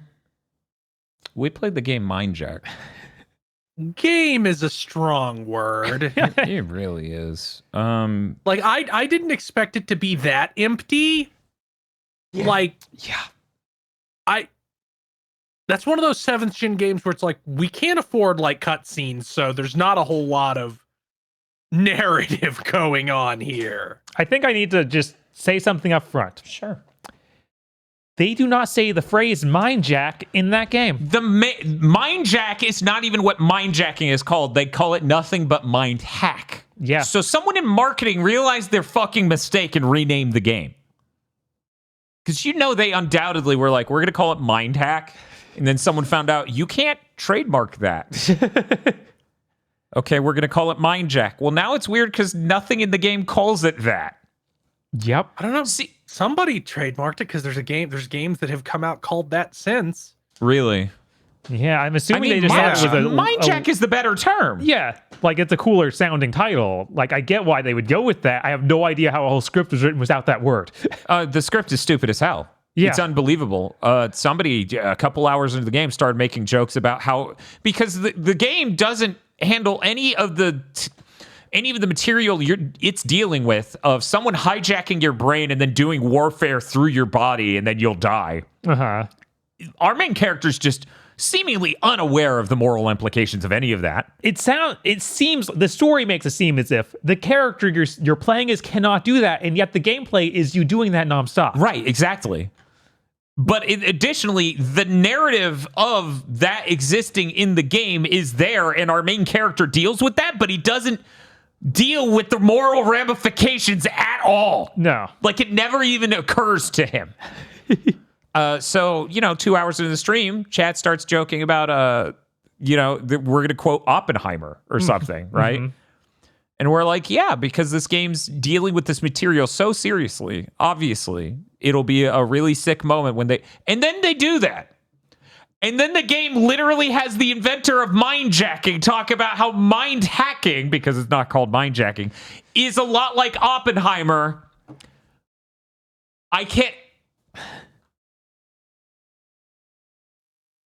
This moment would have been surreal if the game handled any of the material well at all. Right? Yeah. It would have just been, horrible destruction, moral ramifications. Is this good for humanity? Will we survive this as an evolution? Okay, I understand, but this game's stupid. Yeah, no, this game has like a time crisis level of plot. Yes. Like it's literally just a tiny blur before your character starts shooting again. And then they keep going. It's like there's no time in here to actually have a story unfold. And yet, they pretend one has. Mindjack versus Haze versus Killzone Shadowfall, which is the worst? Well, it's worth noting here, Haze is the only one aware of its premise. Killzone Shadowfall's like, what? We drew a line down the planet like it's a sitcom. Claiming Killzone Shadowfall had a premise is... Well, its premise was they took a line, they took a marker, drew it down the middle of the planet like it's a sitcom, and now they have to live on the other sides of this wall. Deep, ain't it? I came to the realization during this stream that the writers of Killzone Shadowfall probably do feel like that's the end of the timeline because they think that the war actually ended. They think that that's what they wrote. You think the person on Wikipedia who wrote that might be someone from Guerrilla? Yes. There was at least one bright spot in Mindjack that I'll never forget ever. Okay. Oh, yeah. That's when you got the achievement called "Press the Truth" button, which Dan, you gotta make that transparent and make it a video redeem. Like 100%, I'm sorry. 100%. Thank God we record these in awesome quality now. Just seeing it pop up, press the truth button. Okay, so that's the name of the trophy, but how accurate is that? It was before the Oppenheimer speech. God damn it.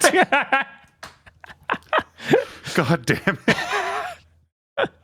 I shouldn't have to hear about a 7th gen shooter and be reminded of goddamn Detroit's Who's the Real Monster. Yeah. we can't get out of the section without talking about maybe the worst boss fight we've ever done on stream. Oh yeah, 100%. But real quick, the actual thing I wanted to open with that leads directly into that. The thing you need to understand when you try to build out what is Mindjack in your brain, this is a game for multiplayer. Now, what you're thinking when I say that is nowhere near the level of hollow and earth-shatteringly bad a decision as it is. This is a game where all of the content in it needs to work via online netcode that is not good. So every AI in the game is stupid as hell. Yeah, it's not like Resident Evil 5 take on that, where it's like, oh yeah, you could co-op through it. Right, and it's not like Lost Planet 2's take on that, where it's like, oh, we built patterns for bosses and things. Right, and all those are designed around this is the AI, the enemies or your teammates could also be online. Like all the bad guys. They can Mindjack in. Yes, all the bad guys could potentially be controlled by an online person. This game has the dumbest AI outside of Resistance 2's co-op. It literally feels like a free-to-play Korean shooter, like from 2003. Yeah, they are completely brain dead. And so the entire game's mush. The entire game is encounters that barely seem designed.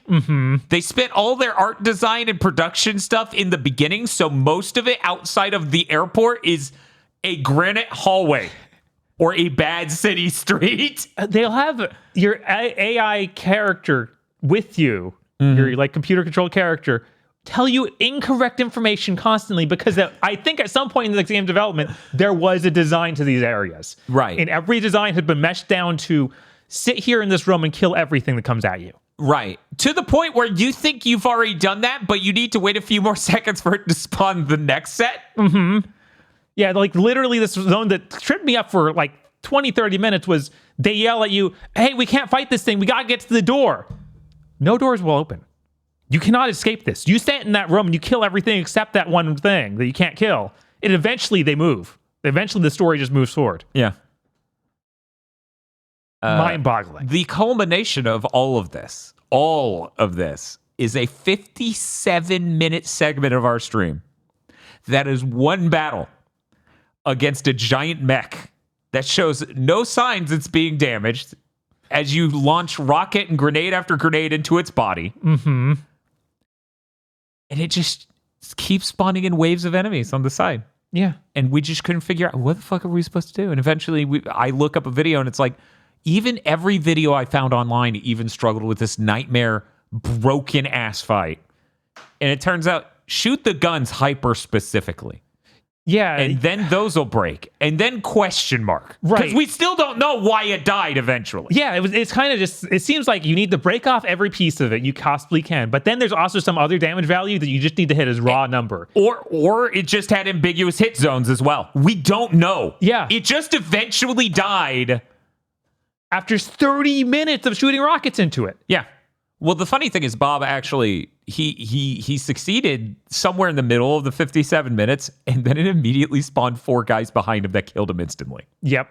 And then your AI partner is so dumb that he's like, I will not heal you. I'm over here killing myself on a wall.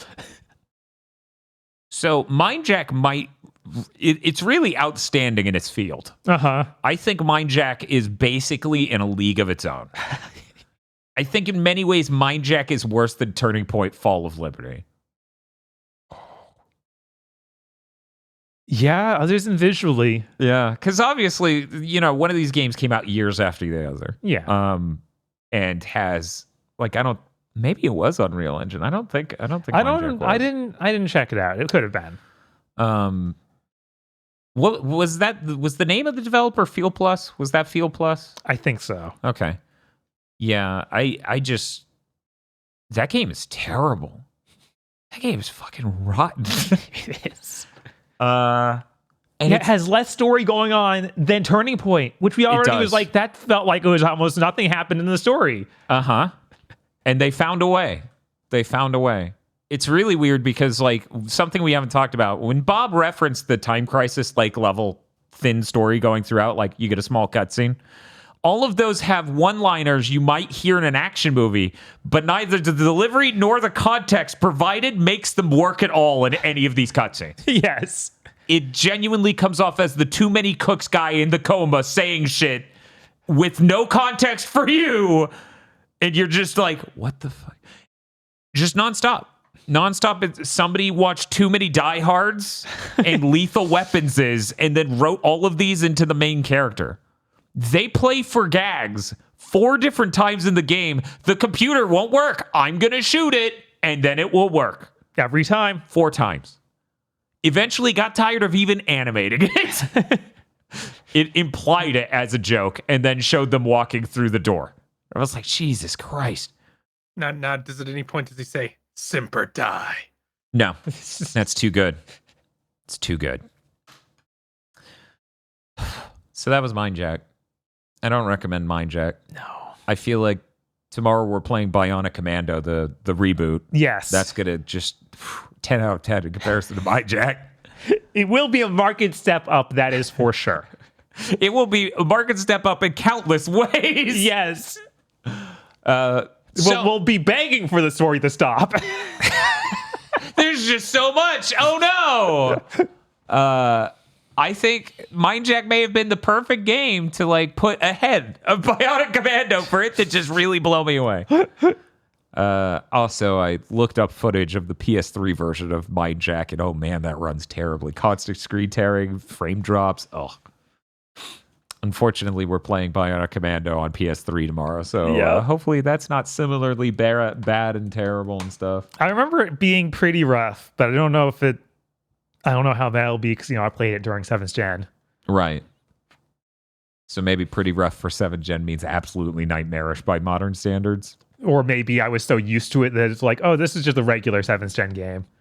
This is normal, said the PS3 fan. They all run like this down here. Yeah, that's all I want to say about Mindjack. There really is nothing more to talk about with the game other than it has the third birthday's gameplay mechanic. Yeah, You dive into someone, and this you Mindjack into someone, but it doesn't have anything it doesn't have any ideas for that narrative wise. Like 70% through the game, we get the Oppenheimer speech. Right. Maybe 80%, 90%. And then the game ends. There's no like, oh, this is horrifying, actually. You should cover the fact this is a deeply horrifying thing you're doing. Yeah, instead, like I said, it seems like the characters don't acknowledge they're doing it. They acknowledge it exists in the world. Right. They don't acknowledge that they're capable of doing it at all. Right. They're Which is like, really that sounds screwed up. It was like, yeah, you're doing that. You did that yesterday, man. What are you talking about? That sounds screwed up. You are doing that right now. It's a very bizarre combination of things that don't make any sense to coexist. But I'm done talking about it. I'm done. Oh God, I just remembered one of the glitches we had because I mind hacked someone. I did that, completed a section of the kill rooms. It then stuck me as that guy who did not progress to the next segment, and I just had to watch my two like real characters die, and I couldn't get to them because I was locked in another room during a boss fight, which was insane. It was like, oh, I used your main mechanic. That means the game's frozen and broken now. Yeah, incredible. Oh yeah, and it's also worth noting these things launched like right next to each other, and both are Square Enix. Third birthday and this. Yeah. Which how I don't how does know. that happen? We kept making jokes of maybe the head of Square Enix at the time. I already forgot his name. Maybe he was like, my fortune teller told me it would be really crazy if you could hijack people's brains. And two different ends of the company are like, we got to make a game like that. He will be so happy and we won't be fired. So yeah, those ship like weeks apart. Depending on the territory, one or the other comes first. Right. How insane. One publisher. Square Enix, what were you on?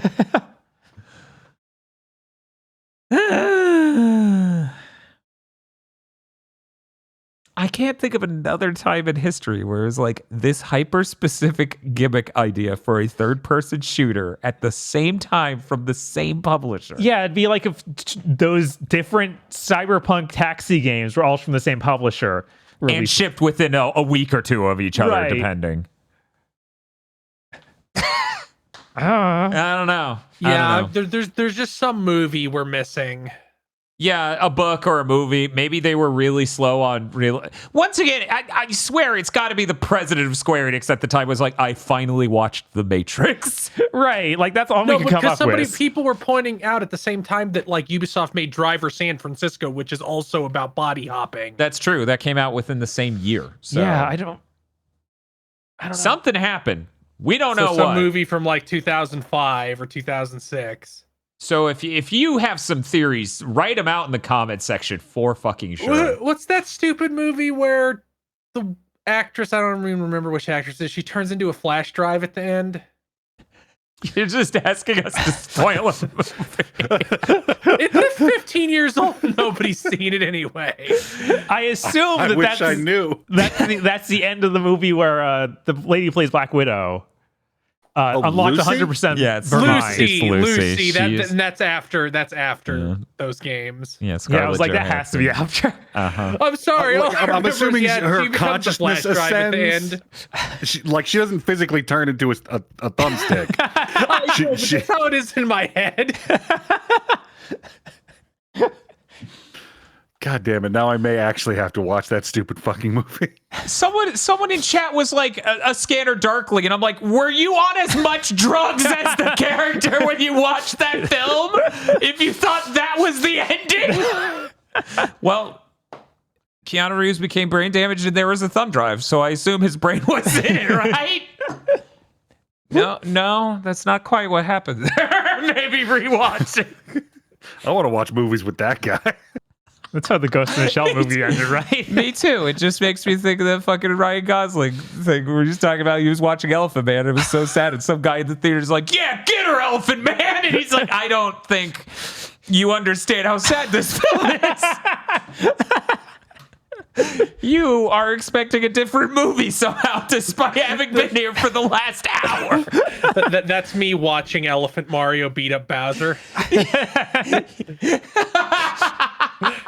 I'm sorry. Like, yeah, get him, Elephant Man. It's just gonna be in my head for a while now. Yeah, no, that's sad. Like, I watched that fucking interview, and it's just been living with me every minute. I'm like, yeah, that's it. That is some people out there. Some people out there are that guy in that theater. That's so funny.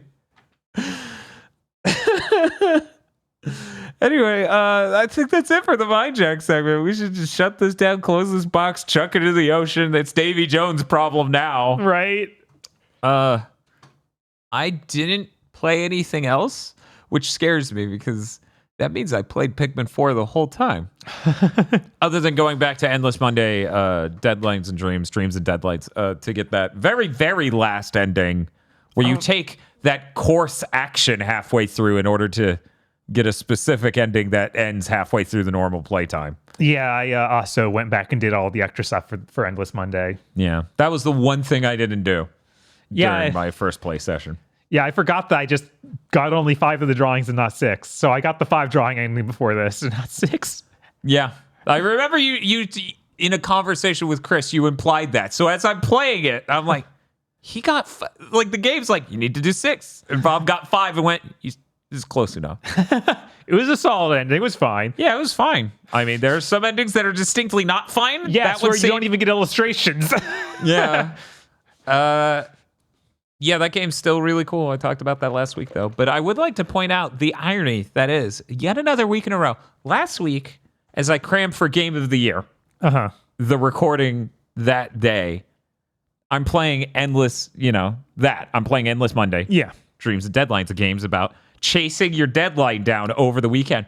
This week, I played Pikmin 4, a game about organizing your tasks very carefully in order to cram things down in a deadline. It just keeps happening. I have no idea how Star Wars Jedi Survivor is going to be about someone getting their material done. Is there a lot of homework in that? There is not. Does he have to cram for finals? He did not go back to Padawan school. He didn't get home tutored or anything. Okay, I just don't know how this will continue past this point that seems impossible. Maybe there's something I don't know about Lunacid or one of the other games on my list. Maybe Journey to Foundation is a really weird take on Foundation, like even weirder than we think. The Foundation's a school. It's a cram school.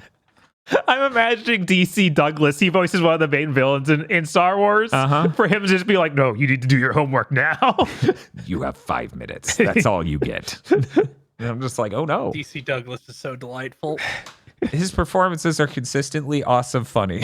Yes. This perfect crossover. In Octopath, he plays this like hardened like murderer dude who I forgot about that, yeah. And he has a flashback where you have to hear DC Douglas play like a young man who's in love. It is incredible. For people who don't know, that's Wesker. Yes, it's just Wesker's voice. So imagine him go straight from just straight Wesker to that in a flashback, and then back to Wesker. That's really good. That makes me think of Manichemia 1, which is the game where you have like the shy, introverted, silver-haired youth protagonist who's voiced by Liam O'Brien. Yes. And he's doing a good job, but you never hear Liam O'Brien do that kind of voice in anything else he's ever been in. That's a choice. Yeah. Liam O'Brien, was he the book in that Nippon Ichi game? Not Phantom Brave. The other one. Makai Kingdom? Yeah, was he the book in Makai Kingdom? I'm trying to remember. I always think of Ashra's Wrath and Nier. Yeah, I think he's the book in Nier. Yeah, he's the book in Nier. Okay. I can't remember who the book in, because the book it's Crispin Freeman. Yeah, I was there we go. It's one of them. It was Crispin Freeman or Patrick Seitz. Yeah, of course. But yeah, that's it for Mindjack. We're done talking about it. Hey, Chris, what you been playing? So Evil West was a PS Plus game this month. Sure was. So I downloaded that and played about 90 minutes. Okay. Oh, that game's some trash, man. That game is dog shit. And not in the like it's broken or even in like a feels bad to control way. It's just garbage. Like it's just okay, first of all, it's a God of War 2018 clone. Really? I thought it was a more shooter. They give you too many guns, but it has like the camera angle of the God of War, and you had like the first couple levels you're mostly using melee combat, which has it's like, what if a dumb company made God of War 2018? This is how it would feel. But yeah, it's like there's serious effort in the melee because you have like launchers and stuff. Which I mostly use to knock enemies off the platform because that's the fastest way to deal with them. Almost immediately, you can start doing that. Mm-hmm. Yeah, it's usually fun. And then you find treasure chests off on side routes that you open exactly like Kratos opens them in the new God of Wars. Okay, you just punch through them. Except they don't have like crafting materials; they just have money. Now, real quick. This was actually up for consideration for most 7th gen video game for 2022. The problem is, contrary to what a lot of people think, we don't have a massive budget here at GigaBoots, so Bob and I could not be arsed to spend $60 on a game we knew was bad. Right. Like, at a glance, we're like, that's only going to be relevant for that one category. Meanwhile, we waited out. Eventually, it hits PlayStation Plus. This game has a pretty high Metacritic, and it has that because I'm sure that it's not buggy and didn't give you cholera. So it's one of those. It didn't hurt, so it must be good. The children crave Dark Watch. It doesn't. This is made by Flying Wild Hog, the same people who made the new Shadow Warriors. Oh. Okay, that's weird. Yeah. Huh. So you play as a cowboy. There's evil occult cowboys who summon zombies and monsters. Uh-huh. All right. You go through really linear levels and go into combat rooms with zombies and monsters. And sometimes there'll be like really big spiked pillars in the rooms that exist so you can knock one enemy into them and then they'll break. You get, as far as I got, you get a rifle and a pistol, and the pistol doesn't do a whole lot of damage, and you can't really aim, and you can't aim it. It's auto aim, and the rifle has less ammo, but you can aim it. And sometimes enemies will glow really bright, and if you shoot them in that moment, they die instantly. Otherwise, they attack you. The story feels like every other cutscene was removed. Like it feels truncated down to like we can't have as many cutscenes as we thought we could. Now, are there big text screens, or is it literally don't worry about it? Yeah, are the cutscenes like the text of them implying that something else occurred that didn't. It just feels like it's moving really fast and nothing breathes and nothing is nothing. They'd explain nothing. Huh. Okay. Maybe there's like lore books. If I looked really hard through the levels, I could have found some lore books to explain any of the plot, but it's, I don't know. I played it I played it for like 2 hours and they introduced 2 enemy types and no additional enemies, and I'm like, oh, you're maybe I'll just stop. It also annoyed me because they introduced the skill tree system and it's like, okay, you have a skill point, now you can upgrade your skill tree. Use it on this bad skill. As the tutorial, you have to use the point you just earned on this bad skill. Do it.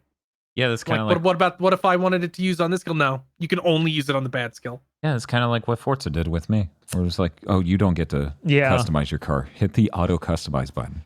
I'm like, okay, you taught me that. Can I go back and no? Okay. Do a race. Okay. I'm sorry. If you really need like 7th gen beef jerky, this will probably, like, I'm trying to think of even a game to compare it to. Like, it really is one of those, like, yeah, you rented this in 2011. Right, yeah. Like, it's practically on the tin. Like, right. They almost include that in the marketing materials. It's that obvious. So I don't know if there's anything really funny in the story later. There wasn't so far, but I only played like 90 minutes of it. I got through like the first 3 levels.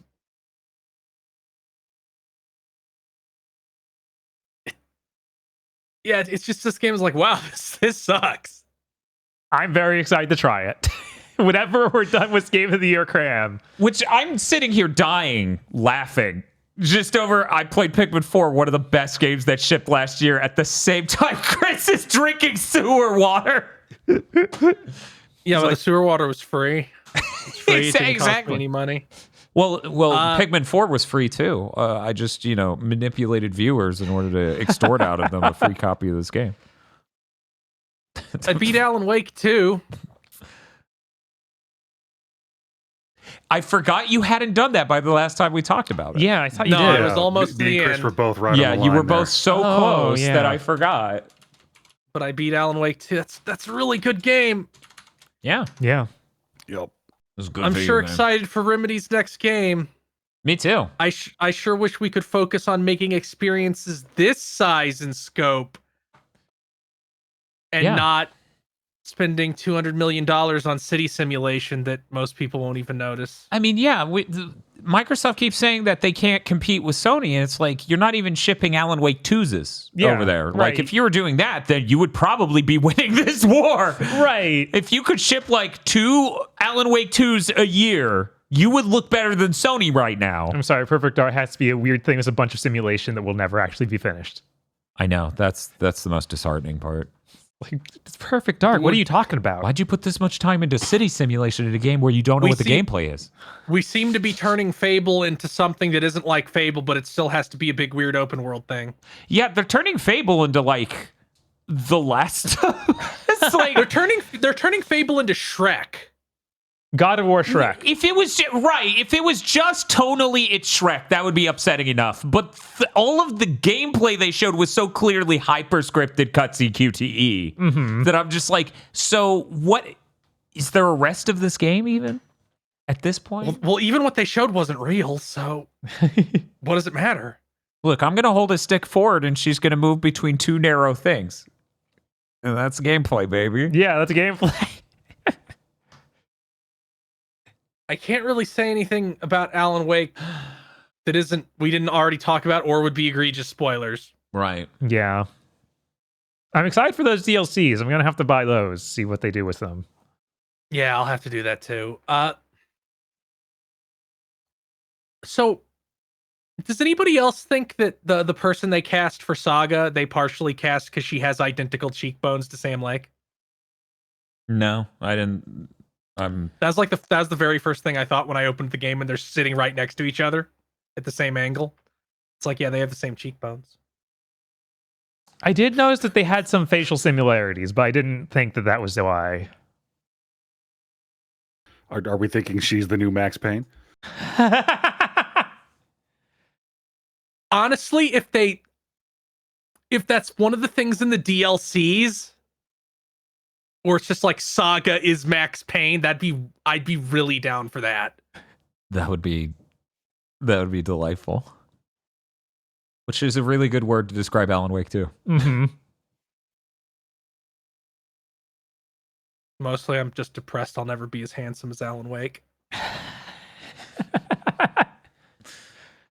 Chris, I had a quick question. Last week, I made a comparison to his delivery in some scenes as being almost like Captain Disillusion. Have you seen any of his videos? No. Okay, Aggro, you've seen it though, right? I have. Okay.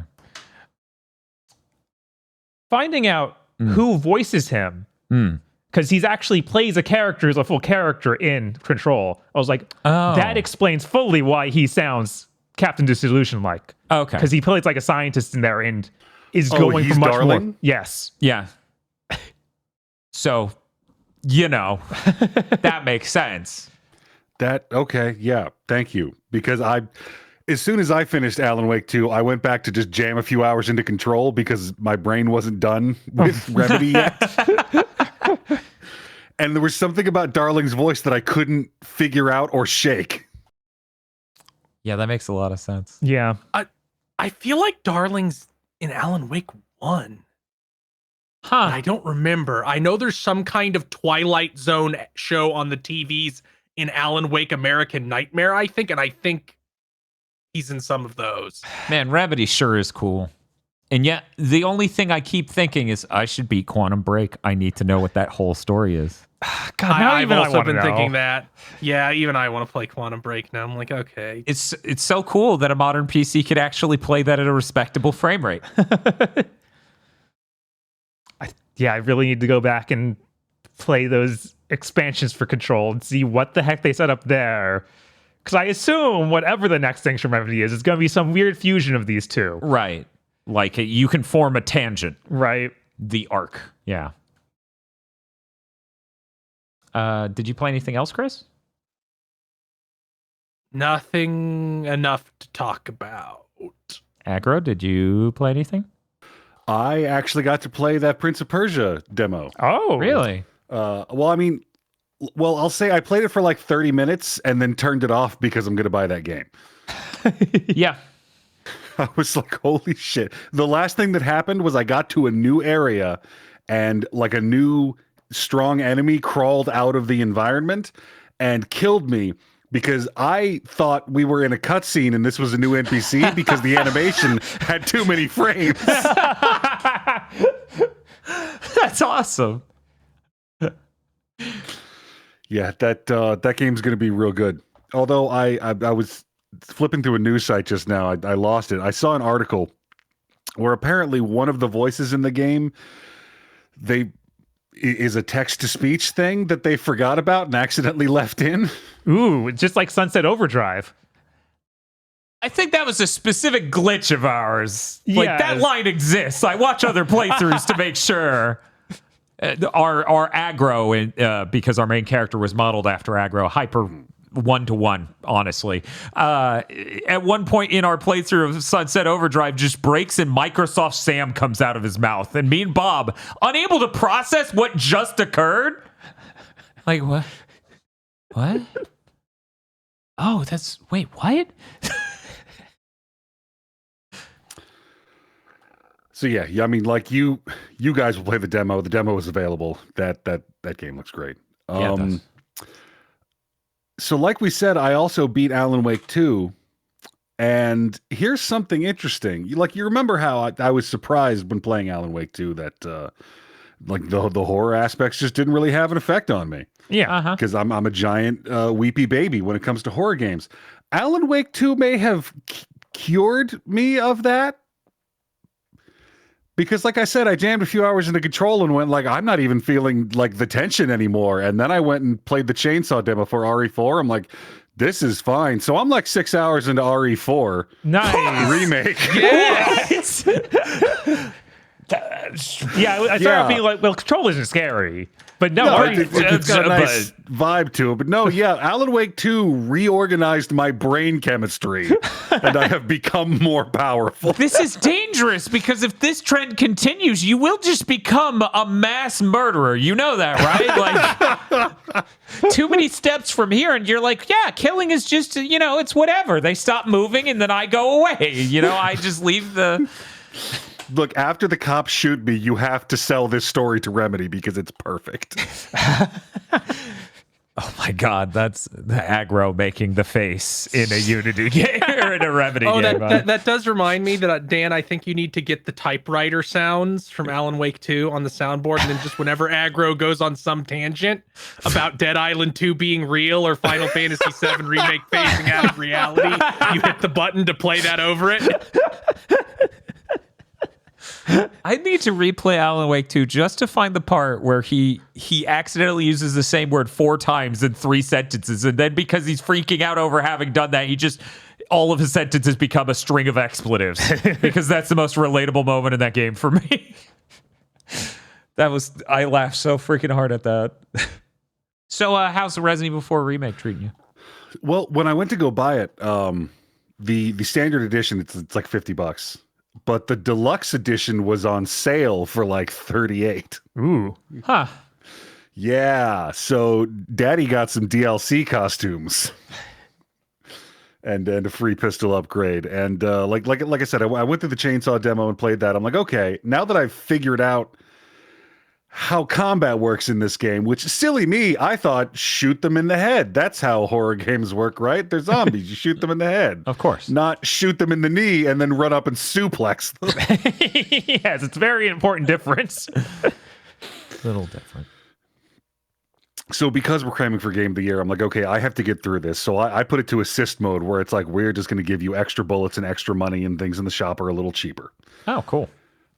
So between that and the laser sight, and I went into the menu and turned on snap aiming. So when I look down the rifle sight, it just finds a head. I'm not just playing Resident Evil 4 as Leon Kennedy. I'm playing it as Leon Kennedy from the cutscenes. Right. Now it's canonical. And that feels like cheating on a scale that hasn't happened since the Wii version of Resident Evil 4, where I put the cursor over their head and I do it every time. Right? Yeah, you should try the VR version of Remake. I That's need what it to. feels like. Because you get like the laser sight in that, and you don't even have to look down the sights anymore. It's just point and click. Yeah, I still haven't had Bob bring over his system because I bought Resident Evil 4 on PC. Uh-huh. Foolish. So are you playing Shrew in VR, or are you just doing it regular? I'm doing a regular. I figure I'll pick a random point and see if I can just swap over to VR. I don't know if that's how it works or if it's got to be like a whole file. That's kind of what I did with a controller versus mouse and keyboard, where I just at a certain point I went, okay, I'm going to try this mouse and keyboard thing. And it was like, it feels so weird to use a keyboard to move in a 3D space in modern video games. There's just something about how modern video games feel when you click the run button and you want to run at a very specific angle. Uh-huh. It's like, but I can't do that. I have WASD. That made that weird, but for those shooter things, the shooting range, that was actually really great. Doing the mouse and keyboard to just be like, I bet. yeah, that was nuts.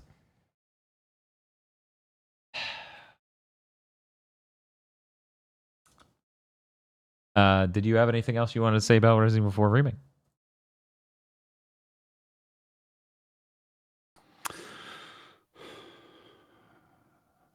I don't think so. Not yet. I mean, other than that, holy crap, I can probably go play the entire back catalog of Resident Evil games now and several other horror games I've missed out on over the years. I'm very excited for this new stage of my life. Hey, that's perfect timing. Because now Aggro can go play the original Silent Hill 2 in time to play Silent Hill 2 Remake. Oh my God. You're not wrong. The question is, which one's more fascinating? Him being prepared by playing the original, Or just going blind into the new remake? Right, because conversationally, that might be a more compelling 3-cam video or whatever as we...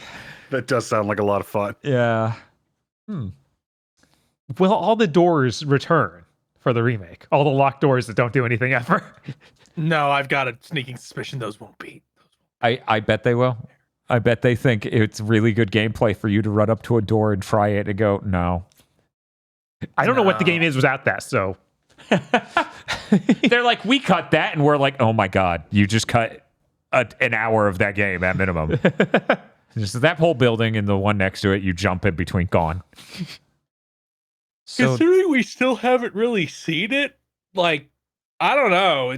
We can't conceive of the true form of its attack yet. oh yeah, for sure. For sure. I'm just speculating how funny it would be to do that.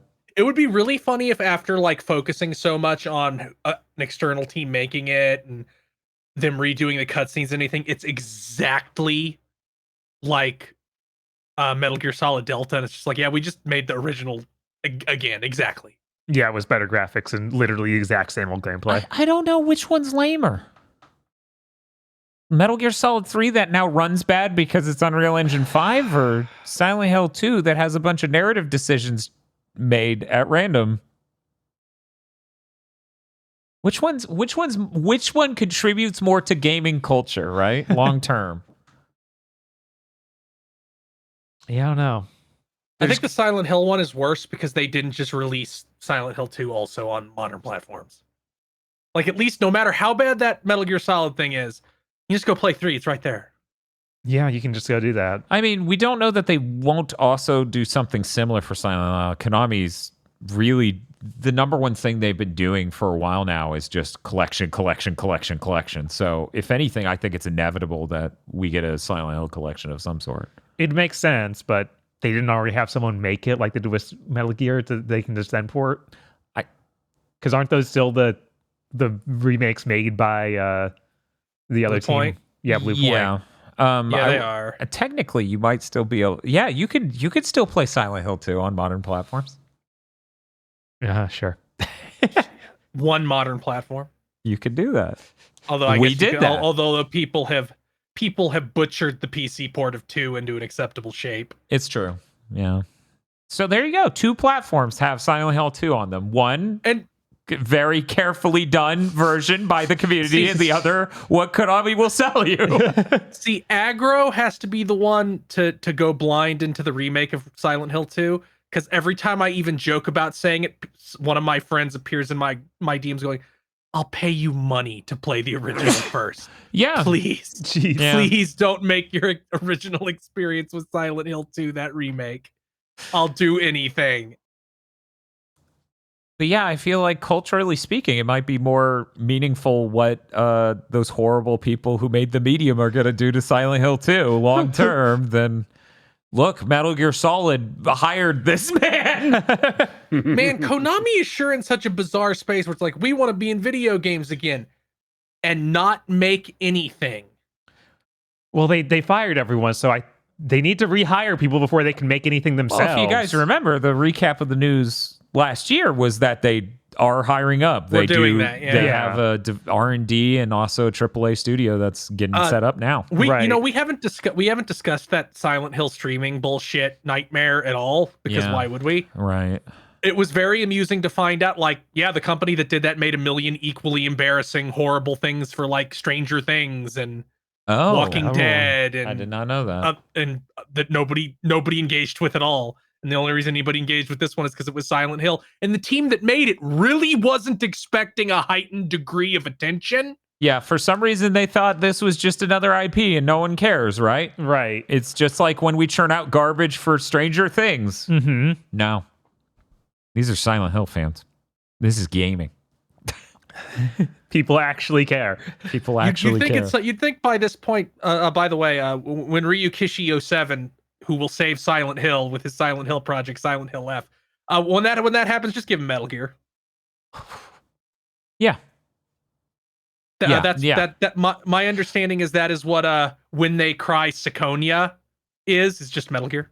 I mean, at some point, why not just give people a Metal Gear, right? You don't have Kojima. There's no reason. Like, we already had a split timeline. That already happened with Ghost Babel and also Acid. Yeah, they're completely open to doing that and have done it several times. And there's no reason to not do that going forward. There's, in fact, all the more reason now than ever. Right. I feel you like want to have this, and just a weird excuse to have David Hayter as Solid Snake doing something bizarre. Mm-hmm. Yeah, if you want to do a new if you want to do a new Metal Gear thing, you either need to just do MGR2. That's the thing that I feel like would be the most accepted. Mm-hmm.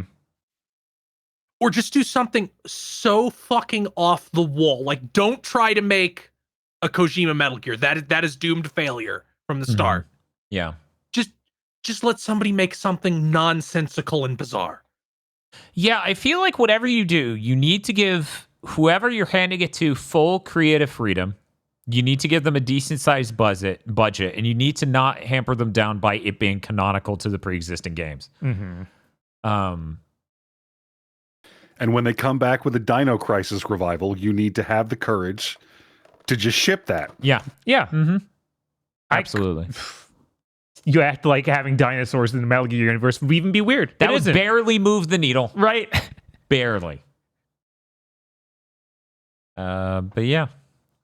So that's all you played, Aggro? Yep. Podlord. Oh no. Oh fuck.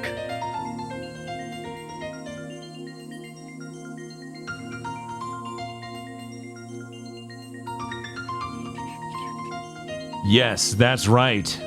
The Podlords. Podlords such as BN12, E. Lee Broyles. Bountiful blessings to you all.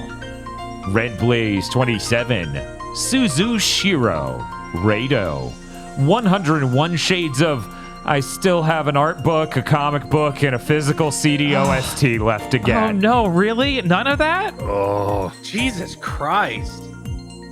Man, that sounds like a mighty Kickstarter story. Yeah.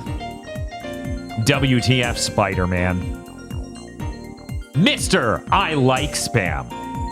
Yoshi P in a suit is very real, and he will hurt you. It is really funny how he like dresses like he's in fucking Shibuya, and then he just rolls out in a suit this one time. it had everyone off guard, you know? DFW 3K. Muckbun. Shiny Mew when it's BTD Goaty season.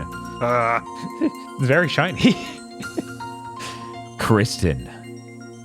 An abstract, modern kind of Juicifrost. Kyle Bjork. Last week was the 12-year anniversary of Katawa Shoujo. Give it a shot. God, it's been so long. Cooper Tank. User interface. Oh my god. what? I Press X to not drown. I saw those images and I'm like, this isn't that, and I couldn't even finish the thought before I got lost in them. Yeah, no, they Dense. are like the parody level of UI. Like they make Ubisoft look like they're not playing around. This week's coverage of the Suicide Squad has convinced me we should not even play that game for a stream. When GameSpot and IGN are coming out to be like, yo, this is bad and way worse than we could have expected. And that's their preview coverage. I don't know. I feel like maybe that means we need to really play it. Man, this game has been in development 9 years. Bob, when that's the preview coverage, that means someone died. Someone died playing this game, and they're like, this seems kind of bad, you guys. I don't know, Dan. I have faith that you'd win. That wouldn't be you. Ochi is done asking, play Pikmin 4. I did! I'll play Indigo. it on the Switch too. I think it's cap 30, so I don't know how much of a difference that'll make. The resolution would patch stay it. higher, though, so there you go. Indigo Sykes. Rip Janelle Jacquai. Famous D&D designer and video game designer, passed away. Yeah. Evil Lucario. A raccoon hanging around Chris's house. Stop him.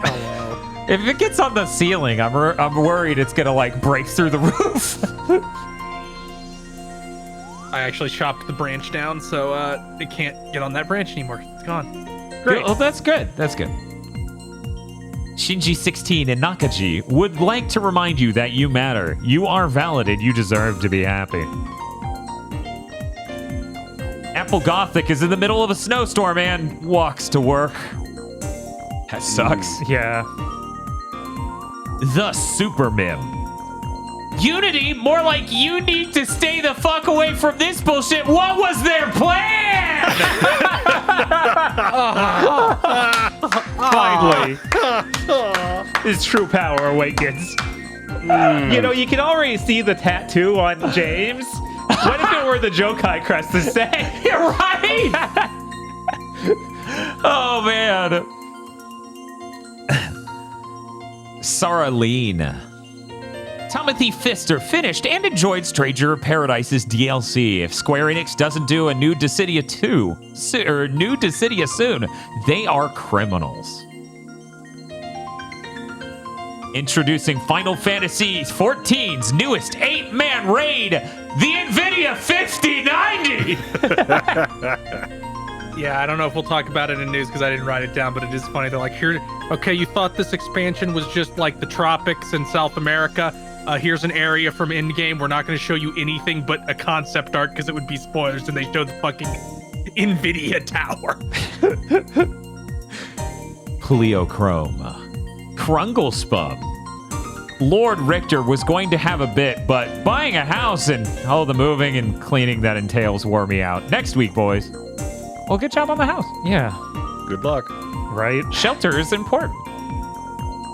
Bootleg Chris Wolfhart from Fuga Melodies of Steel 2 knows you clearly don't own an air fryer. Yeah, I don't like this facial hair animal creature. It's very strange. I do think it's very funny that that basically nobody sacrificed any children in the first game because you didn't have to. You could actually win without doing that. And in the sequel, they're like, well, a timer starts now. So if you don't win fast enough, it automatically puts children in the grinder.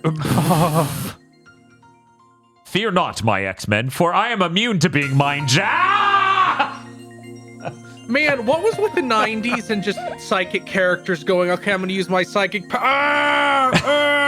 Because it's him and Deanna Troy from TNG, and I'm sure there's other examples. You gotta diffuse. You gotta you gotta diffuse your overpowered psychic character. Right? Like, there's always going to be that thing. You're tapping into too much of your mind, man. You can't do that. Riddle me this! NVIDIA's trying to save face, but which one of these rays has been traced? That truly is a big riddle. Yeah, we found out over the last couple weeks. That is maybe the biggest riddle of them all. It's not that big a riddle. Open your wallet. No other questions. Just open your wallet. Sometimes that's how Batman solves problems too. Nintendo, as they find out that Proto made a 3D Mario with crappy AI vocal dialogue at CES without permission or them knowing? Yep. You can find a video of people talking to it. They made like a Mario kiosk, like if Mario was giving you directions at Target. Yeah, so that's them aping the 1995 or 96 Nintendo E3 booth where Charles Martinet voiced it. I think somebody asked some question like, what restaurant should I go to? And it just started speaking a different language because it didn't know how to respond. Good Lord. So hopefully they get sued to death. Oh, that would be great. Peak fiction is now real. Bless you, Ardine. Ardine. This looks like a typo more so than a name of a thing.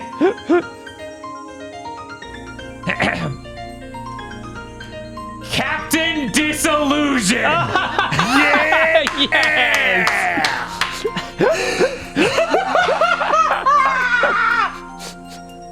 That should have been a gameplay mechanic.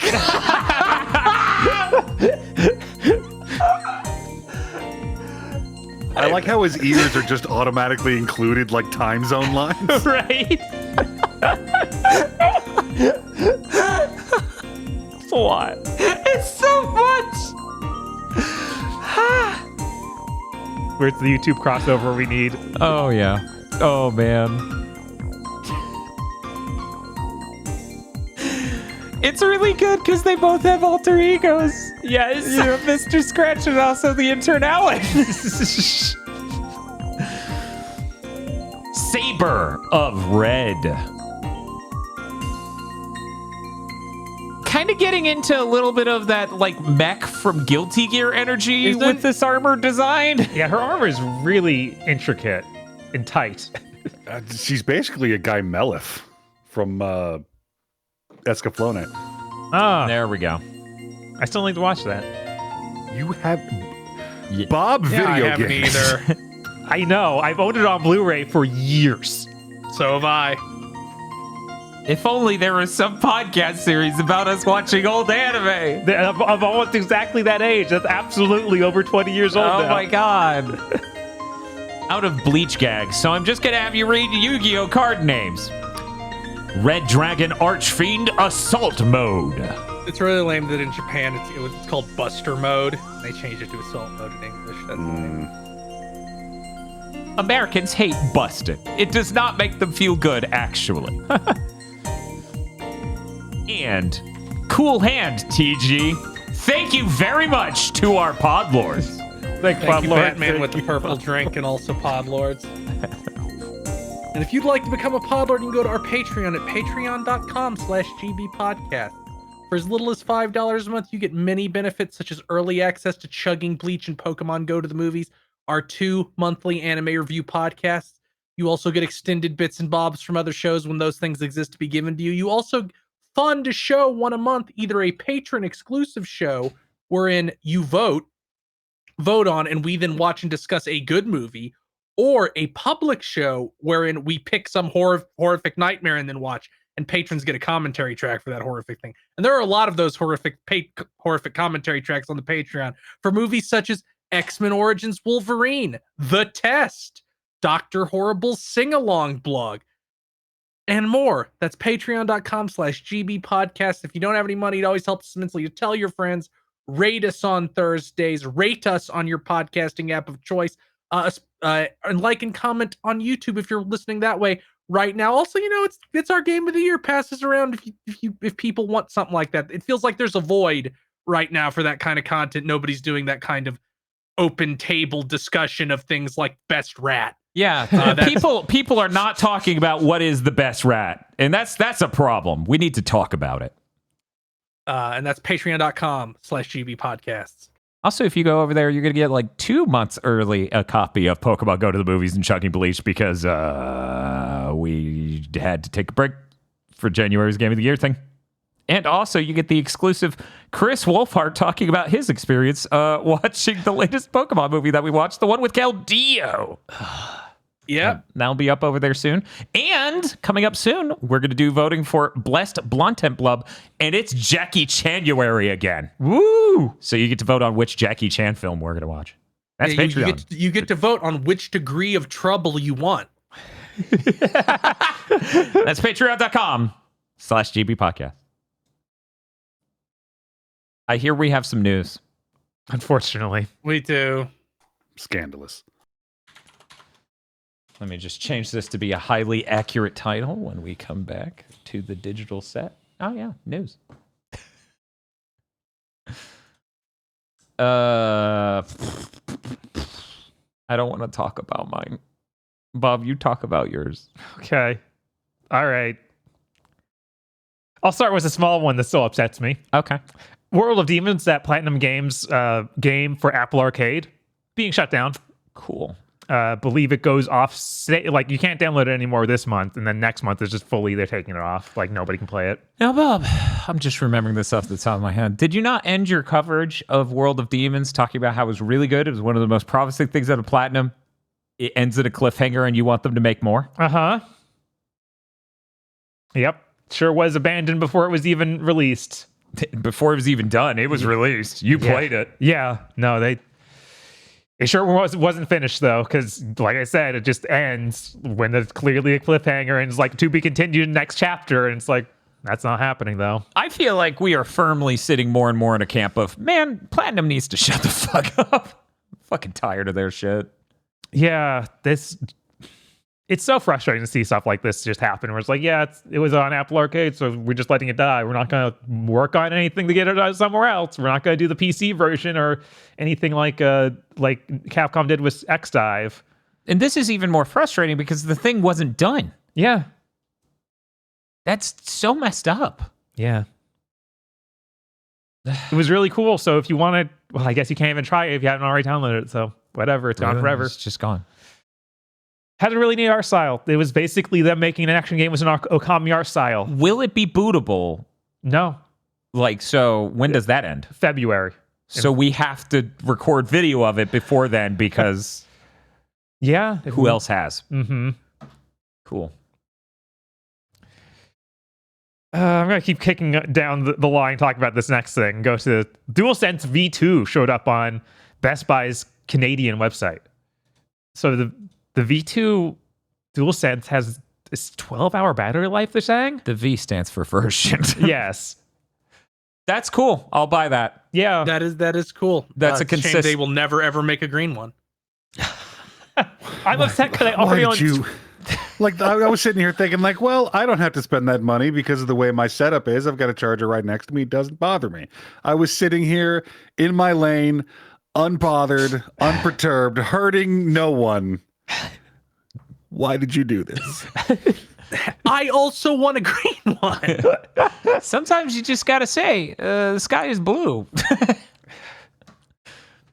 So that's neat. I'm just sad that it happened this late in the game. Like, it's been, what, 3 years? Yeah. So I've already bought 2 extra controllers. Yeah, I think I own 3 total, which is a little weird. Yeah, because I own white, purple, and I bought a red that I haven't even opened. Oh, yeah. Yeah, I own white and red, and I have a second white somewhere around here because I have the one that came with it, which obviously I have the red one I bought later, and I have one that I bought specifically to use on PC that I got before the red one. But this is really good because this now builds a standard where going forward, not only will the de facto controller have a decent battery life, which is what I would call that. Yeah, no, that's actually decent. That's kind of, that makes me think of the Switch where it's like, yeah, this is perfectly acceptable and I can use this. The Switch is way longer than 12, though. It's like 18 or something. Yeah, it's pretty good. Which would obviously be more ideal, but I think part of the way they get away with that is not having adaptive triggers and maybe having a lower pull rate. Mm-hmm. I'm excited for the Switch 2 to just have better input latency on the same games. Yeah, that'll be nice. The thing that's kind of crazy about this, like, we've had bad battery life from Sony controllers for the entire PS4 gen even. So I'm surprised they're finally doing it now. Well, the PS5's worse than the 4 even. Yeah. Yeah. But so. it's like those two are close enough so they're just both really bad in my head. Like, I don't think about it it got worse. It was already so bad I couldn't. I mean, I think the DualSense for me even was a breaking point. Like, where it's like, I can't get through a video game without it dying. Like, even an 8-hour one. So, like, I think, honestly, I think normal tested reviews from normal people, not even like game journalists, would be like, this battery life is bad, is how bad the DualSense is. The DualShock 4, I think, is just barely above a threshold for some people. I'm just glad they're fixing this. Right. Because halfway through, like, this isn't that weird because they actually improved the input latency substantially halfway through the PS4. That's true. Which, unfortunately, we only have an input latency tester modded version 1 of the DualShock 4, so we never firsthand got to confirm that. But there are enough trusted sources that confirm that where I'm like, fuck. So, yeah, this is good, and I'm glad. Right. Took them long enough. Yeah, it did. Jesus Christ. And the hype news everyone's excited for. Felix the Cat is getting a collection of games for PS5, PS4, and Switch. Am I going insane? Did we already know this? Did this leak through a trademarking somewhere? This probably leaked or something. I swear to God. I think I brought this in a few weeks ago. Right. I swear Aggro brought this last year, but yeah, now it's actually officially announced from Limited Run Games. Pre-orders open February 9th. I don't know if there's going to be a digital version even. It's limited run. I'm trying to think if they've done a collection that just outright didn't have a digital version. Keep in mind, even if you don't get the digital version, maybe don't pre-order for limited run games because it will probably show up at Best Buy. And there are members of our community who specifically pre-ordered through limited run games. They wouldn't give it to them, shipped it on Amazon. You can go to Amazon and buy the thing that they're owed by limited run games. So maybe fuck limited run games. Yeah, they suck. They really do. This is 2 games. This is the NES game and the Game Boy game. That's a collection, right? Why? If I handed you 2 cans of soda and said, look at my soda collection, you wouldn't just think, man, this dude's poor as hell. That's sick, dude. Awesome. I'm gonna get this out of the way because it's the exact same story. They also announced Rocket Knight Adventures Re-Sparked, which is Rocket Knight 1 and 2 on the Genesis, and then Sparkster on the Super Nintendo. This one is definitely releasing digitally. It's coming to PS5, PS4, Switch, and PC. They confirmed PC. They did not confirm PC on Felix. Sadly, this Rocket Knight collection does not have the total dog shit Xbox version, which is actually Xbox back compat, meaning if you have a Series S or a Series X, you can go play some total dog shit. Ooh. When's Sparkster Week on GigaBoots? When's Sparkster Day? We did them all in one day. Do you guys have any opinions coming out of this? Yes, I hate when companies keep cranking up the difficulty for the U.S. region. It's another one of those because it's Konami. Of course. It is straight up a Castlevania Bloodlines. It's funny that neither of these have Xbox versions. Yeah, that's just the times we're living in. So they sure are not a real company, as we'll talk about later in a little bit. Well, okay, let me see what your later in a little bit is. 1 second. I was going to say there's a rumor going around right now, and we didn't bring it up because it wasn't especially relevant. And there's not enough credibility for us to really believe in this. It's not like the Switch 2 stuff. Mm-hmm. That maybe Xbox launches 2 years early in 2026 in order to stagger their release from Sony's. And I've been thinking about it more and more, and I'm like, it's technically a free strategic move. Technically, they save money over Sony because they're not, as far as we know, and as far as they've communicated, and as far as the leaks from them uploaded accidentally have said, there's no mid-gen refresh. Right. So they skipped a console they have to engineer, technically. Right. But the time they won was the time they launched a year before the PS3. Right. And it's a logical move. I'm surprised they haven't tried it already. I mean, they didn't win long term. They won didn't win long term, but they basically won, and it's the most winning they've ever done. Based on some other news from this week, I think it's more likely they just don't release another Xbox. Entirely possible. So I think one of these 2 things is occurring. Right, for sure. Either we're getting an Xbox 2 years early, or we're not getting an I feel Xbox. like it'll be the most dog shit version of it, though, if it does happen, where it'll be like, yeah, what was going to be our mid-gen refresh is now the new console. I mean, that's how it's going to feel when the PS6 comes out at minimum 2 years later. Because keep in mind, they could always kick the PS6 down the road. Right, because they will have released their Pro console. It will be something dramatically... Right. Yeah, and with really the Switch impressive 2 for right AAA, there, and with the sure. Switch 2 right there, and phones now playing these games, I feel like there won't be a reason to keep shoving more power into the box.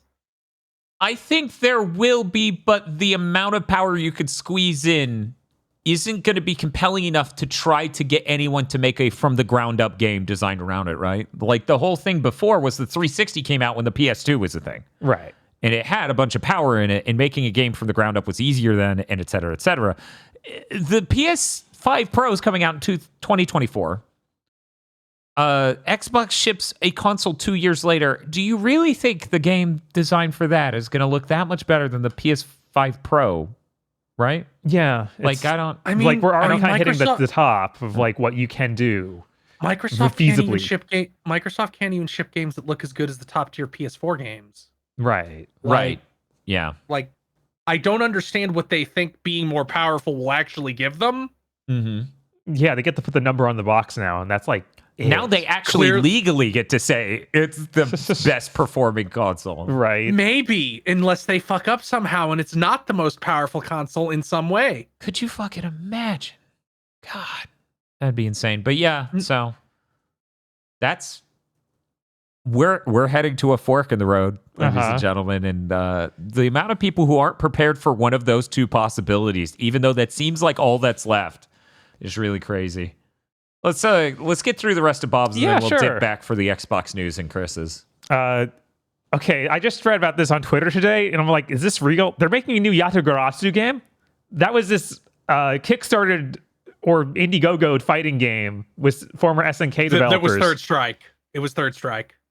I played it. No. I would not say that. That's what they were going for. Now, how well they did is up to debate, but they were very obviously trying to be Third Strike. Were they? Yeah. We backed it on Indiegogo and we played it, and it didn't, no part of the marketing that I could remember or the game itself really reflected that. Maybe they tweeted that at some point. Yeah, I remember it being a lot more focused on this is their vibe. SNK vibes. Right. Yeah. I can kind of see some of the art having inspiration from Third Strike, but it's nowhere near enough frames to do that. I played it a little bit, but that's all YouTubers and stuff called. It was it's Third Strike, it's Third Strike, it's Third Strike. Weird. I don't. And these were fighting game people, so who am I supposed to say they're wrong? Yes.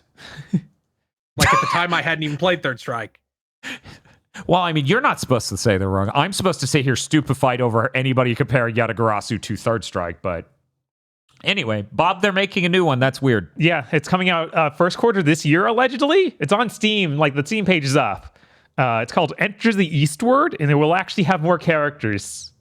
Because I believe it. I don't think they ever got up to the amount of characters they were supposed to launch with in that version that I backed on Indiegogo. Oh. Yeah. I remember that always feeling completely unfinished and just left to die. So I'm surprised they're doing this. Yeah, me too. You don't generally make a sequel to a coffin. Mm-hmm. So that's neat. I won't be throwing money in immediately. Shocker. I feel kind of burned and upset still. Understandable. We'll end this segment by saying the full subtitle of Yatagarasu, though, because that is the most bootleg ass what the hell. Keep in mind when this came out. Yes, this came out in a year 2015. Where certain other properties were very popular. Uh-huh. So this is called Yatagarasu Attack on Cataclysm. Nothing else. No, this time we're attacking on the Cataclysm. Cool. Yeah, that game upset me. Yeah. It's just so hollow. Mm-hmm. It felt like no character had a fully done move list. The backgrounds were a single still image, with no movement. It was really a letdown. Yeah. Cool designs, really cool character art they made. Hopefully this will be a finished version of that finally. That would be cool. I like fighting games. I would like the fighting games to not just make me feel sad at the end of playing them. Mm-hmm. And then my final piece of news, the biggest one I brought, the Screen Actors Guild at CES made an announcement of a big partnership with AI voice company Replica Studios. And let me quote them. The agreement will enable Replica to engage SAG members under a fair, ethical agreement to safely create and license a digital replica of their voice. SAG-AFTRA. Yes, SAG-AFTRA. So, this is exactly what I was worried about happening when any of this AI voice shit started. The fear was never should have been they'll illegally steal your voice and use it. Mm-hmm. It was some dickhead voice actor who doesn't give a shit about anybody else is going to go say, let me be all in on this and develop a better, not good, but better version of my voice. And then I can just make money without leaving the house. They claimed that this deal was approved by affected members of their community and SAG-AFTRA who do voiceover, which literally everyone who has a Twitter account was like, they never asked us. They mean Troy Baker and nobody else. Yeah, because it's not even I guess he didn't come out, but he doesn't do social media anymore. Wonder why. Yeah, Steve Bloom. I saw a lot of voice actors who were just like, what the fuck? Mm-hmm. I loved someone in chat was like, it's time for a union. That's what. Well, they were SAG-AFTRA they were discussing we need a dedicated voice actor union because they obviously consider us not real actors. It's so insane. Yeah, It's so insane. So apparently there are town halls and stuff coming up for SAG-AFTRA that everyone needs to yell during. Every community or every union member. It's really frustrating. Yeah, this sucks. Yeah. Yeah, this is gonna be a couple dickheads who are like, yeah, sure, I can make the same amount of money without leaving my house. It fucks over other people, but who cares? I don't care about actual performance or an art or anything. I just want the money. Yeah. I mean, you don't even have to care at that level. You should care at the level of I'm facilitating them removing the human element. Yes. Which is that's the number one angle anyone should care about. But money. I don't have to leave my house and still get money. If you bought a recording studio, you wouldn't have to leave your house. Which we know most of you have by now because of the pandemic. But I'd still have to do work. Honestly, I don't even think it's like this. We shouldn't characterize it as just being lazy or greedy. This is reckless and short-sighted and idiotic and selfish. Yeah, because I suspect there is no voice actor on board with this. This is just people at the union teaming up with this AI company that came to them. Right. And that this is mostly the AI company's idea.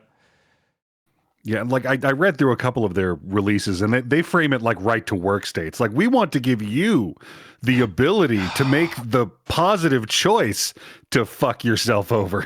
Yeah. Yeah, no. Yeah, and that's the most American pitch possible. Aggro's right that it's, short-sighted and selfish, but again, it's going to be these not the absolute top tier voice actors, but like one step down, or like, yeah, fuck them. I can use this to increase the amount of money I make.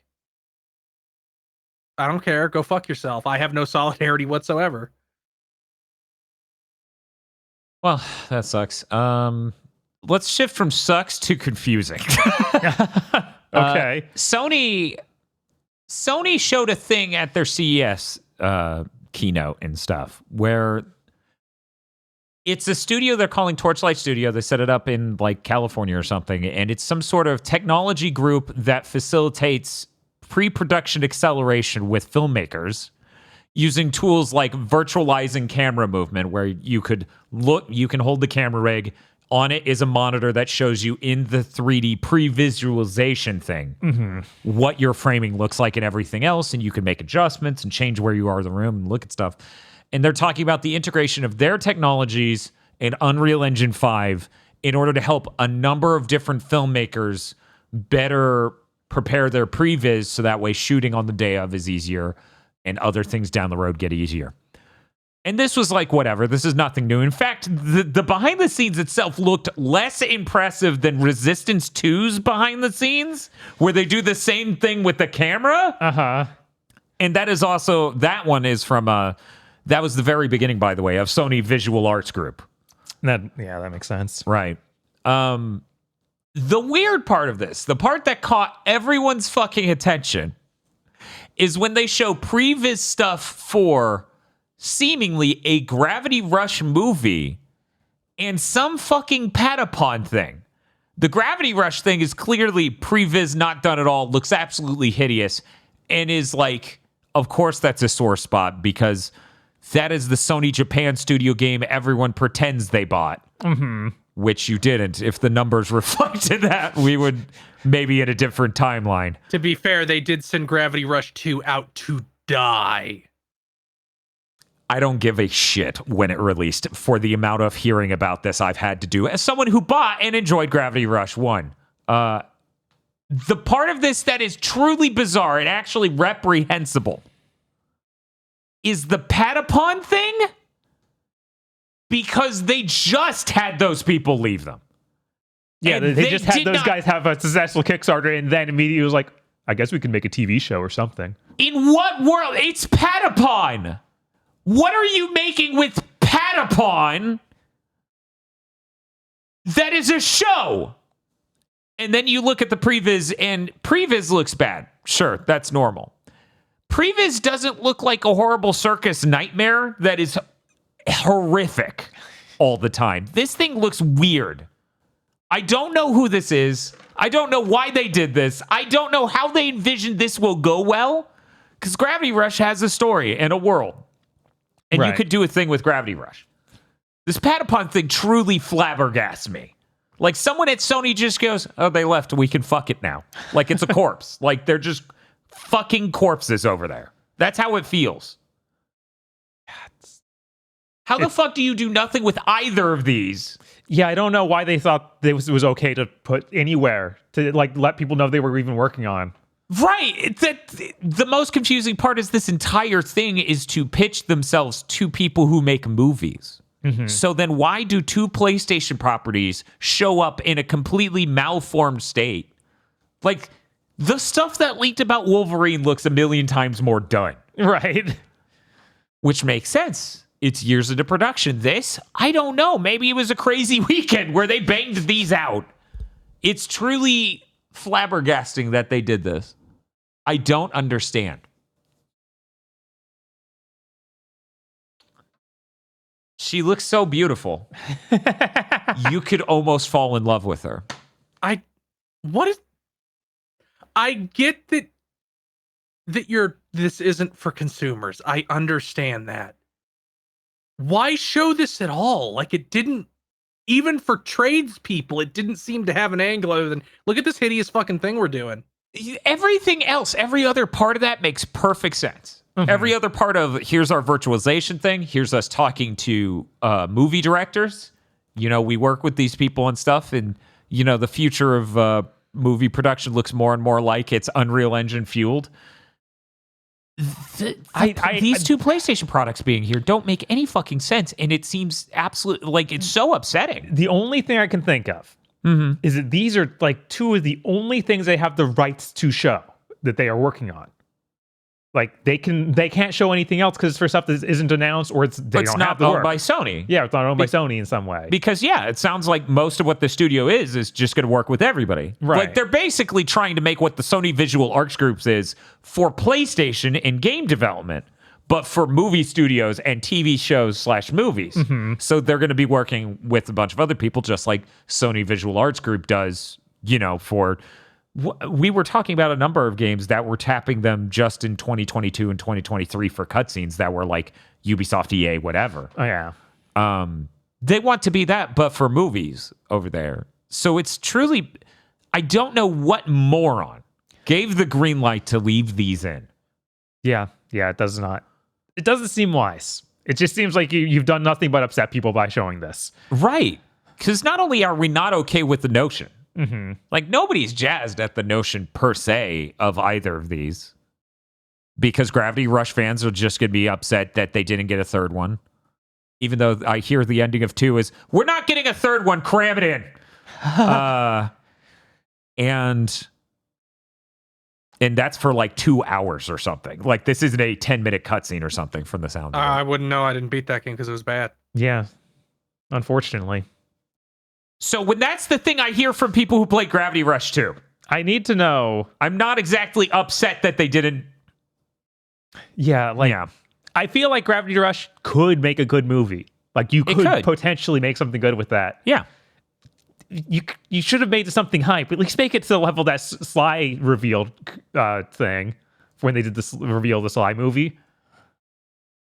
That, of course, was canceled. Yeah, I'm trying to remember it. Wasn't that... Was that official? I thought that leaked. Oh, wait. That was supposed to be the next game. Whoops. What? Yeah, they were doing a Sly movie at one point, and they did release some visuals for it. Okay, so maybe I am thinking of that, not like a tease for another game. Oh, yeah. I'm remembering this. Oh, God. Yeah, but that's the thing. This just... Some idiot at the studio... and then at Sony main corporate above them, didn't understand, it's just like the thing we were talking about with Silent Hill. They didn't understand what it fucking meant to do this. Yeah, no, this is the sort of thing you can announce alongside having, like, hey, there's a new game in production. It's not the kind of thing you can just do out of the blue. Right. And, of course, they fired those people, so it feels bad either way. And for anyone who's curious, because you probably have no idea, I really enjoyed Gravity Rush 1, but based on everything I had seen and heard about Gravity Rush 2, I never once picked it up. I brought Gravity Rush 2 at launch and never finished it. Yeah. I also bought it at launch and didn't finish it. Yeah, I'm pretty sure I never finished 2. I don't. It's so frustrating that they put these in here. Yeah. Because what Part- could have part of been a positive and cool announcement, because fundamentally what they're doing is helpful and neat and whatever, Right. has turned into what the fuck. I mean, that literally does not look like Cat from Gravity Rush.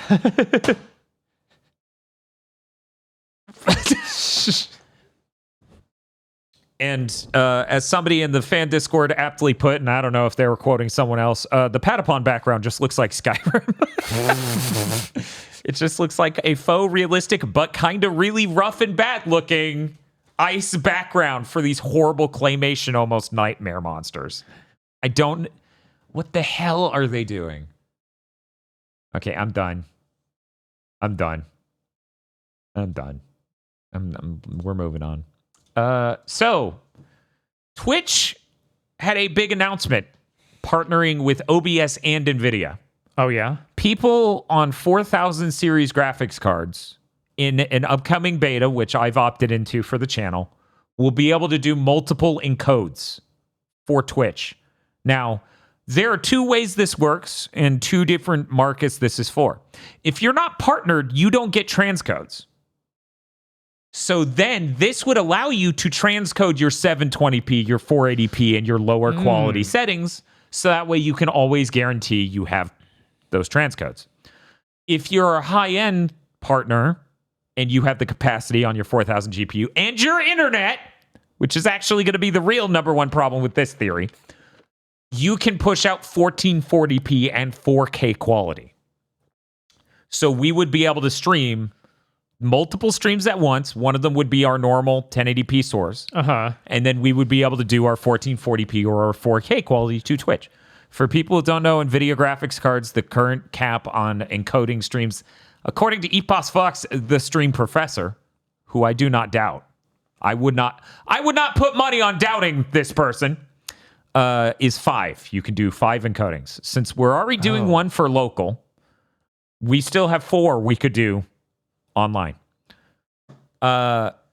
This is cool, but here's the problem. There's one main problem with this. They're still not adopting AV1 codec yet. For people who don't know codecs or science or shit, AV1 is H.264 is the thing everyone uses, basically. It was invented with Blu-ray 20 years ago. That is not hyperbole. That codec is 20 years old. AV1 is something that came out recently. It's much more bitrate efficient to make a much better image. It is what I record our local VODs in. I do a 16 megabit AV1. It can do 4K and it looks great. Without adopting that into the multiple encode thing at launch, it's kind of mitigating it. Because even I'm kind of reticent to stream out a 4K 25 megabit stream. Yeah.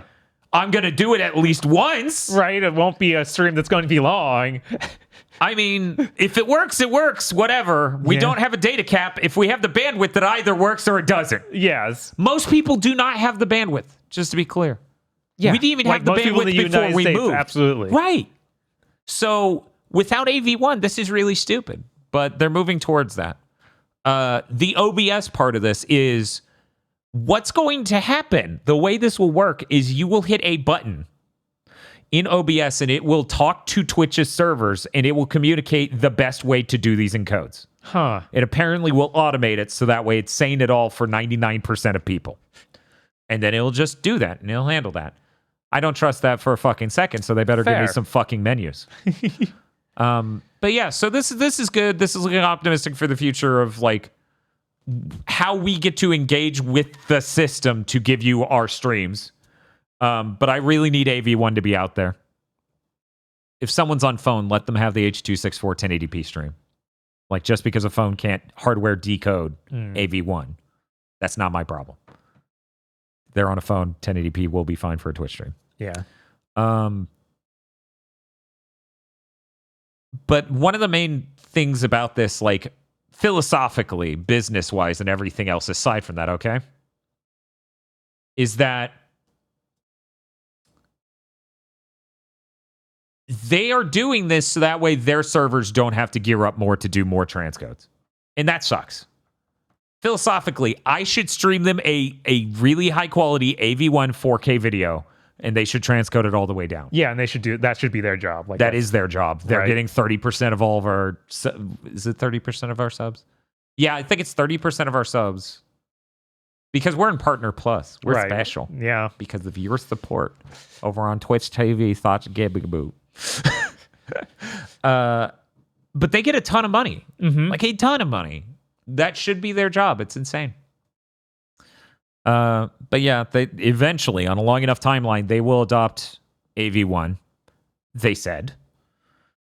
It sounds like they're not going to adopt higher frame rates or HDR ever, which is weird because YouTube already does at least HDR. Yeah, I feel like I can kind of understand not doing HDR, but higher frame rates is like, no, gaming is clearly going that way. What are you doing?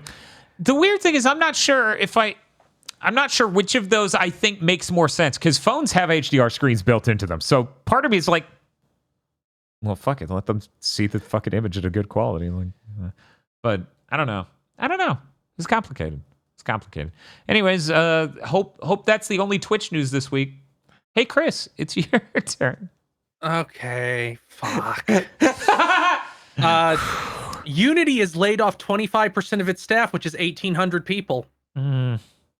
This puts the layoff meter, a new idea I had, it's soul-crushing and horrific.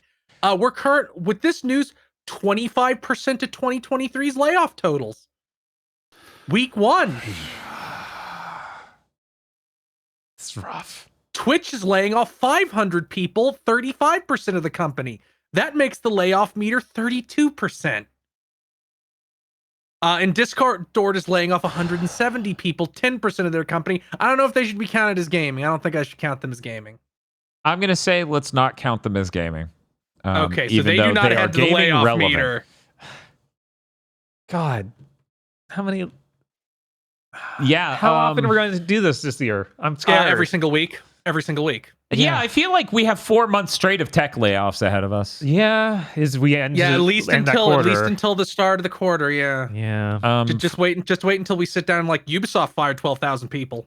For anyone who's unaware, they all have the same story of they overhired during the pandemic. Which and the Twitch thing is serious. Twitch's CEO is like, yeah, we're not profitable. So about multiple encodes and how it's now our problem. Great. There was also a bunch of Google layoffs, but those are really not gaming related. Big tech doing great. Various things have come out that make it look like real quick. I just want to get one last comment in. Philosophically, if I'm doing multiple encodes, what is your purpose again? Twitch? You formed a community here, so you're stuck. Oh yeah? You don't think I'm a cracked out dumb son of a bitch who won't run the server off his... If I have the bandwidth to do this shit, multiple encodes from my fucking system, why am I not... Like, they have protocols out there for you to stream from your home PC. Right. Like, to a group as though it's Twitch. Yeah. If I'm a dumb enough son of a bitch with that sort of bandwidth, why the fuck am I not doing that and taking 100% of the PayPal donation? Like... Anyway, okay, we can move on. The internet would be way cooler if that's how this shit worked. Anyway, a rumor came out that Hi-Fi Rush might be coming to PS4 and Switch. Cool. Jez Corden was cagey, but seemed to say some things that implied, like, yeah, that's happening. And also, it seems like Sea of Thieves might be coming to PS4 and Switch. Yeah, I think that the Hi-Fi Rush was even like rated for those consoles in Australia or something. So there's a lot of validity to that happening. So it seems like we might be at the point where Microsoft is like, we need to make some fucking money. And we certainly can't make any money on our platform. So the only thing remaining is to make money on other platforms. And of course the Xbox people are fucking gnashing their teeth and throwing fits because they actually believed all those lies that Phil told. Yep. Yeah. Yeah, they're like it seems to me because this is just gauging reactions on the internet, but the people who were screaming that exclusives were Not anti-consumer seem to be real mad that their games aren't exclusive anymore. Yeah. Yeah. It's really weird how you can hold two viewpoints at two different points in time that completely conflict with each other, but you won't refute either one in any given conversation.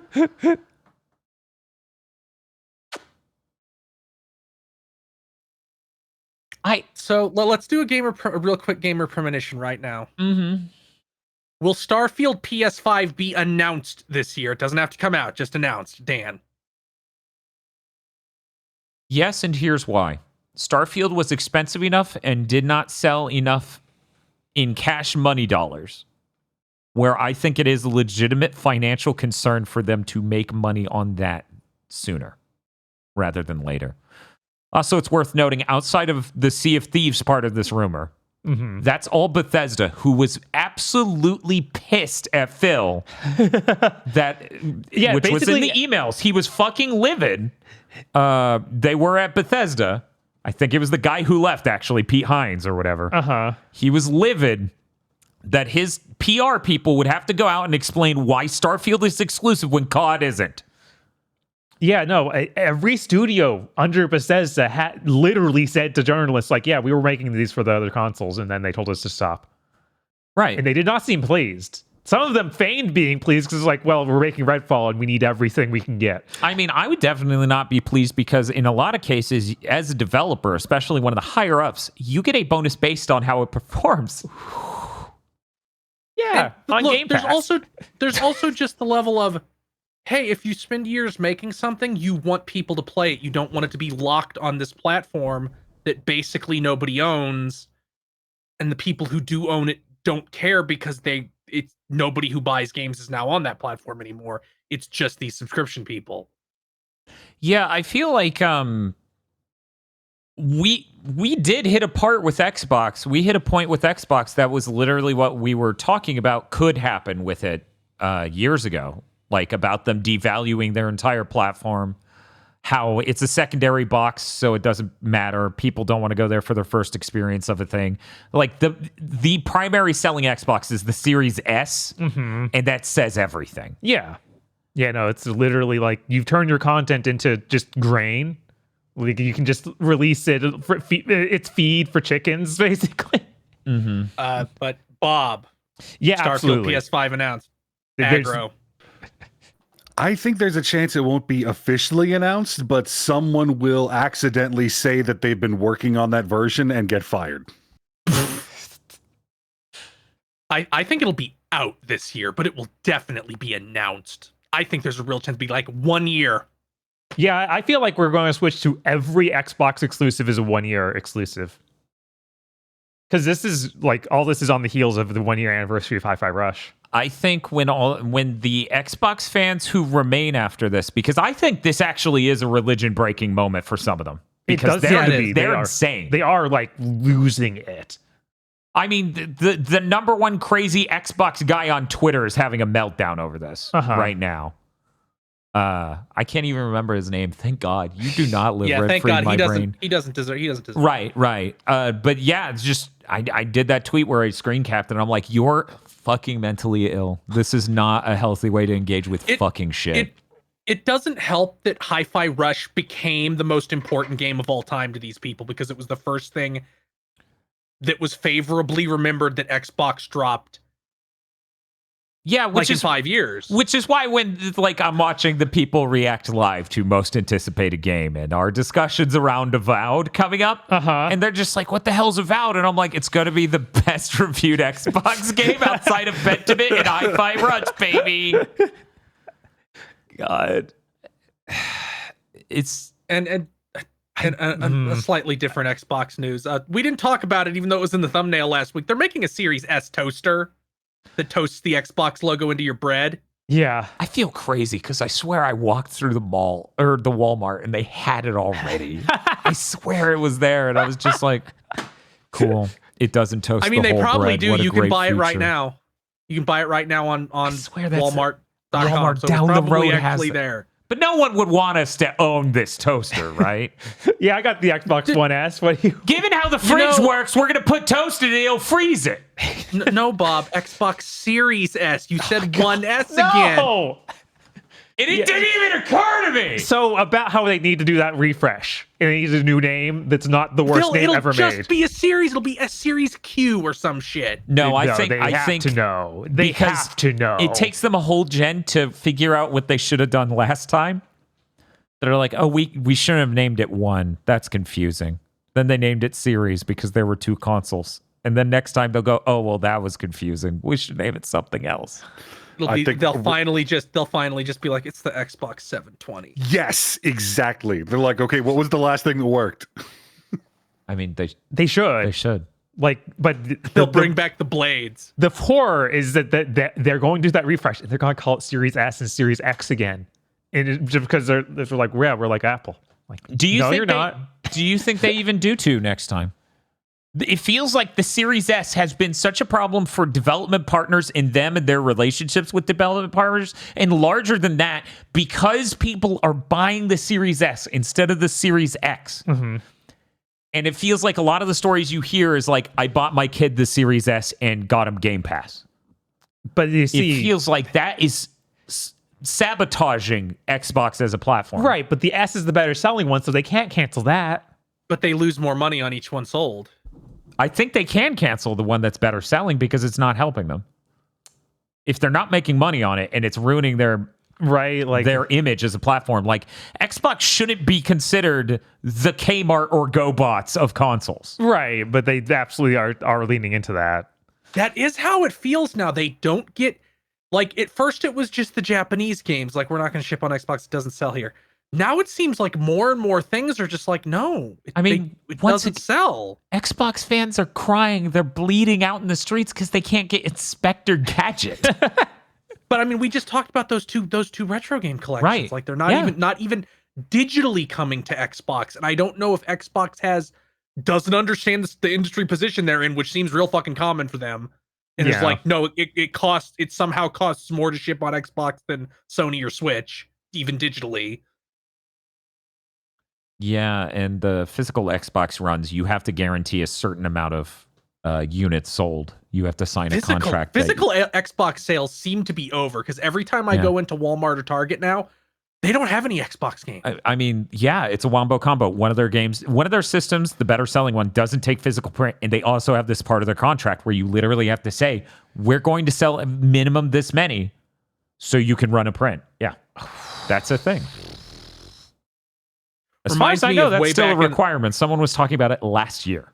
Oh my god! Reminds me way back of during 7th Gen when they interviewed the head of Nippon Ichi Software, and they're like, "Hey, why don't you ship on Xbox?" It's like they demand too many copies sold. Yeah, like I remember. We won't sell enough. Like we've considered it with this guy a couple times because that might sell enough, but then we're like, it's on the line, so why even bother? Yeah, there was the Blaze Blue had a similar thing during 7th Gen or 8th Gen. Whereas, like, there's certain things that come with the certain costs, blah blah blah, of doing that version. I remember that Blaze Blue also had that weird problem of like, it won't fit on a DVD quite. They couldn't quite get it to the DVD size. During 7th Gen, they actually were like, we have problems fitting it on DVD, and I'm like, holy shit! Right? It's like your Blaze Blue. Okay, you're kind of making Sony look smart right now, and that's blowing my fucking mind. Because Blu-ray, great format, but terrible at reading speeds being decent for video games. Yeah. It's okay. Just install it to the hard drive. So yeah, I don't know. I think we're really like we were saying a moment ago, we're coming up on a fork in the road where there either isn't an Xbox or there's an Xbox 2 years earlier than the PS6. Yeah. I feel like it's one of those and then the other one of those. I feel like if Hi-Fi Rush and Sea of Thieves and Starfield ship on everything, ship on Switch 2 maybe for some of these. Switch 2 seems like it's going to be able to run anything the Series S can, so I don't think there'll be any. Oh yeah, I think it's a shoe-in for like Hi-Fi Rush. Yeah, I think you're right. I think the Series S and the Switch 2 are roughly the same performance. Like really roughly. I feel like Xbox executives will see the numbers and like, oh, these are actually moving, making us money now. Everything now has to be multiplied again. Like we've landed back on it's like when Elon Musk took over Twitter and is like, I'm gonna change all these things. Oh shit, now I'm learning why things were the way they were. We will now change back, except now I've lost a lot of money and face. It'll be that again. Yeah, but in the case of Xbox, they're not reversing their own policies. They're reversing the policies of the people they bought because the Bethesda experience taught them like, oh boy. Speaking of which, just wanted to get this out. I really don't want to hear anyone make an excuse for any game shipping right now for there aren't enough next-gen consoles because there are 55 million PS5s. You no longer get to, like, make that statement when there are that many. You can say, I don't want to buy a PS5, it's $500. That's very valid. They shouldn't drop the price by now. Yeah, I'm saying they shouldn't make a game next-gen exclusive because there's not enough. It's like, no, man, I'm sorry. Yeah, it's selling... When you take into account all the market phenomenon and everything, first of all, it's selling slightly better than the PS4, right? Just flat, slightly better. Yeah. And when you take into account they haven't cut the price and it was more initially to begin with, it's doing a lot better. I'm sorry, man. This narrative of the next gen being a flop is not borne out in reality at all. Which is really weird because it feels like these are the same people who were there for 7th gen and they would have never said that about that, but that sold at a much worse rate for everyone involved over time. Yeah. I don't know. Anyway. Let's move on to Suicide Squad Kills the Justice League had a private press event where journalists get to come and play the game for a while. This is unusual from normal ones because everybody fucking hated it. Yeah. I'm telling you, this will kill us if we play it on a stream. We'll die. Yeah, no, I was watching some of these videos, just like, wow, he's taking into this. Like I'm scrolling through Twitter reading headlines like, wow, which fake news or oh no, that's IGN. Oh, that's ungentlemanly. Holy shit. This is a good word. This is the one where the only sites being positive are ones you've never heard of. Yeah, I think that the IGN one I watched really had the air of like he was upset that this is what Rocksteady was making. And that's fair. Right? That's fair. They could have made 2 normal games in this dev time. They could have made another normal Batman game and they could have done that Superman game they wanted to do. I mean, they could have made 2 completely like watershed moments, peak of gaming for the people who like their games in that amount of time. Because it's not like either would be short on time or money. Right? They would both have more time than Arkham Knight. They would both have Spider-Man 2 money, basically. Because of how much money went into this. Yeah, and then the last Batman thing was also this. It was just this. Yep. It's so crazy that WB did this. This is going to be really dire. Oh, yeah. This sucks. It feels so bad to have gone through an era of like actually good IP games between the original Arkham trilogy and then the Spider-Man games from Sony to then crash back into we made a really expensive mistake that's nothing like the shitty brand IP games you're used to. You know, this isn't the Xbox One's Spider-Man game.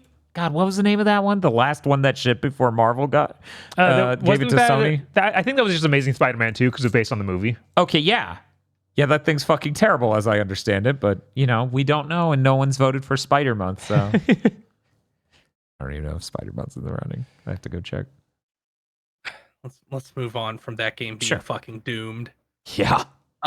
Valve said AI content allowed. What the fuck else were they gonna do? Like, I get it. I get that it sucks, and I understand people being mad at it. But one, even though it should be illegal, it is not currently. There are no legal restrictions on this shit. And there's no way to 100% guarantee that you know that something is AI generated. Right. All you have to do is be on Twitter for a week and you see people are like, that's AI generated. And then they go, oh, no, it's just shitty. Like that happens. So the 2 options before Valve were allow it and take a PR hit initially and trust people to have eyes and not buy content that is obviously bad. Or spend millions of dollars having humans look at every single game that goes up on Steam and having all kinds of bad PR because you're constantly hitting false flags. Yeah, I feel like there's no reasonable manner with which to moderate this. right. It just can't be done. And it's kind of not their problem.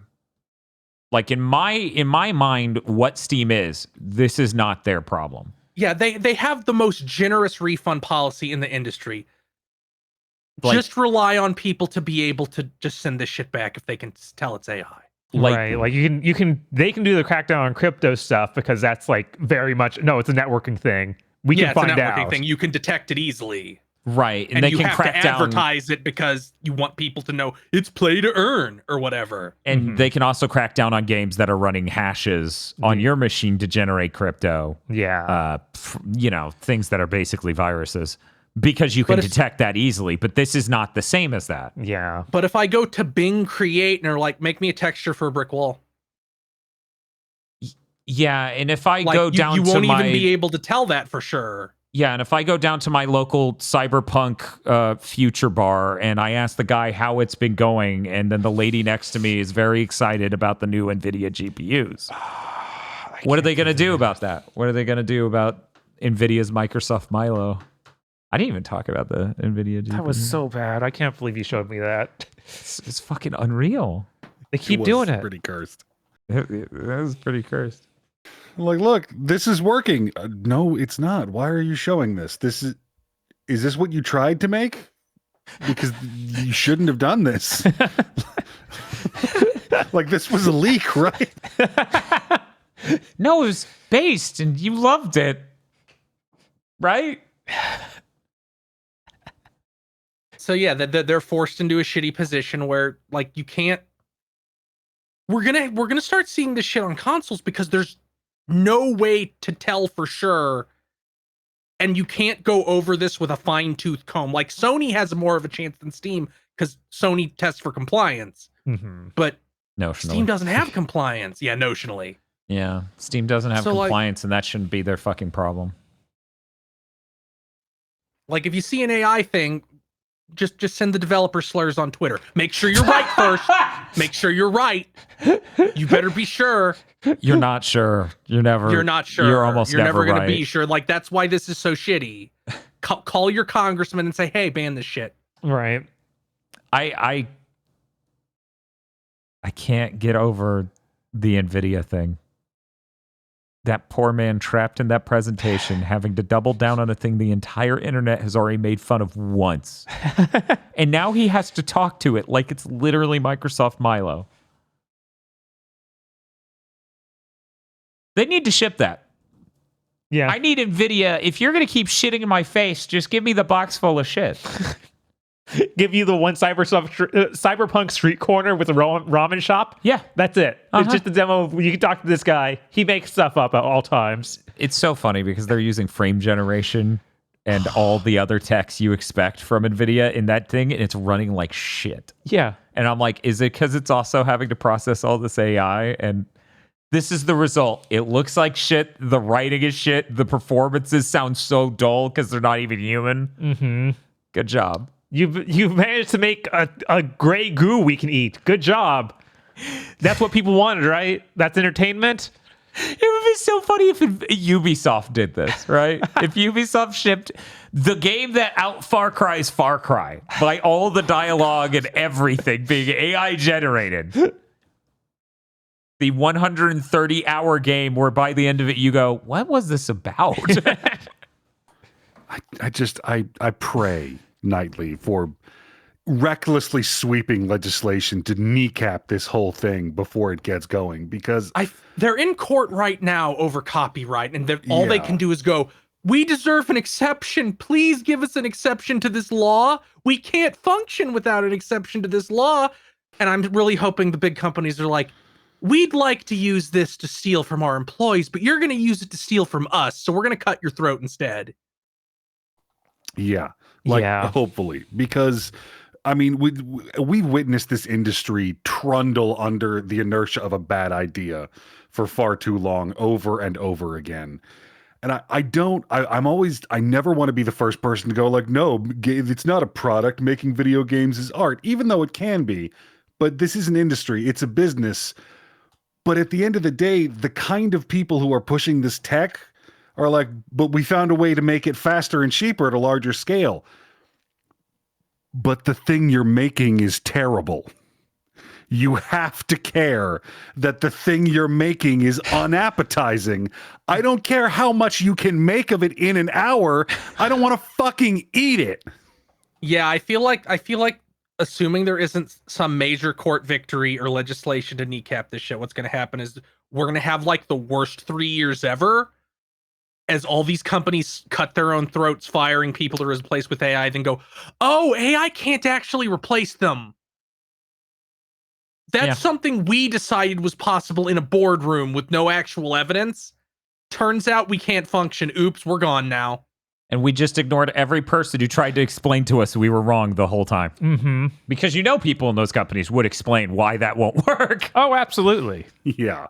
And you can absolutely get away with making an inferior product. Like you can make things worse than you have to. Like you can make things shittier than we would like, but there is a bottom, and the AI generated shit is that floor. I am waiting for the first like front and center, here's the test of AI in the marketplace, because it's going to be like 0.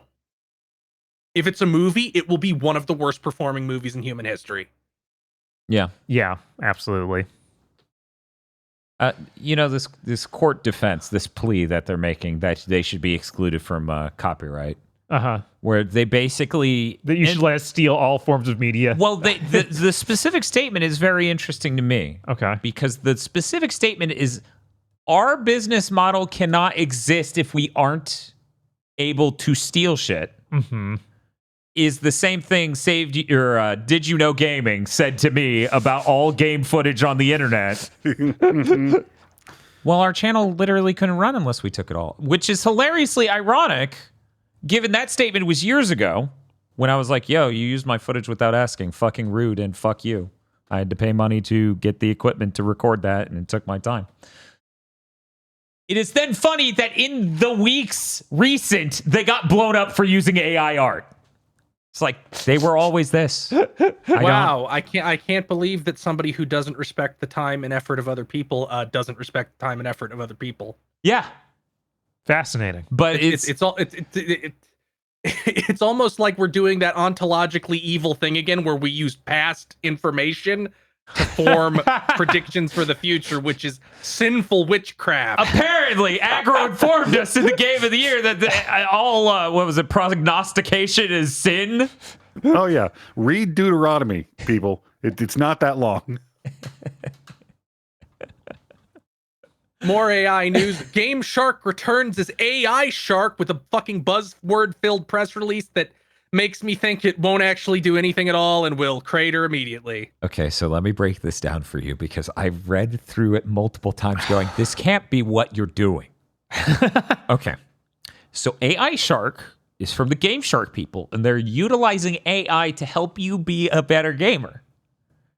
Now, one of the first licensees for this technology, because they're not launching a product, they're making a technology and they're licensing it. One of the first licensees is a headset manufacturer, as in a headphones and a microphone headset. Okay. Manufacturer. Guys, I think AI Shark is going to whisper to you, hey, you should have made that jump correctly. AI Shark is literally Twitch chat in your ear. I cannot fucking believe that I read this press release 4 times and went, oh my God. That is literally what they're making. What a nightmare. Because that's the way they describe it every time. They're like, it's going to use information. That's what they say. It's going to use XGPT technology and real-time TPU acceleration to elevate users' gaming experience by providing personalized hints and assistance that keep up with fast-paced competitive gaming.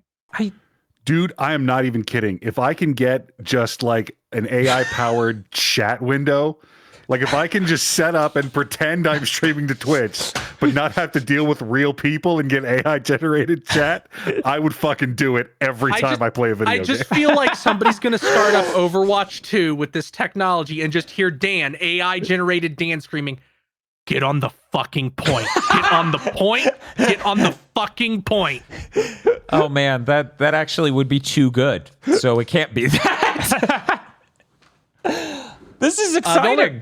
I hope there's some way to hook this into an audio input on the McSpree here, so we could go live with the backseater AI plugged in as our third co-host. Amazing. That would be incredible. It'll be wild watching their company fully implode. Yes. Oh wait, we have the head microphone. We have the ears. Oh my god. We have the binaural ASMR mic. We can just put the headset on it. And then chat gets to live with us in that moment. Can I pre-order this? The only real reason we're talking about this is because they were like, the Switch 2 is going to come out in September. And then everybody went, huh? And then they went, we're guessing. We have no idea. Yeah. I mean, they're probably right, but they don't know. Right. You mean you think there's a rat? You don't know there's a rat. You don't know there's a rat. I really hope that was an intentional marketing gambit because it was brilliant.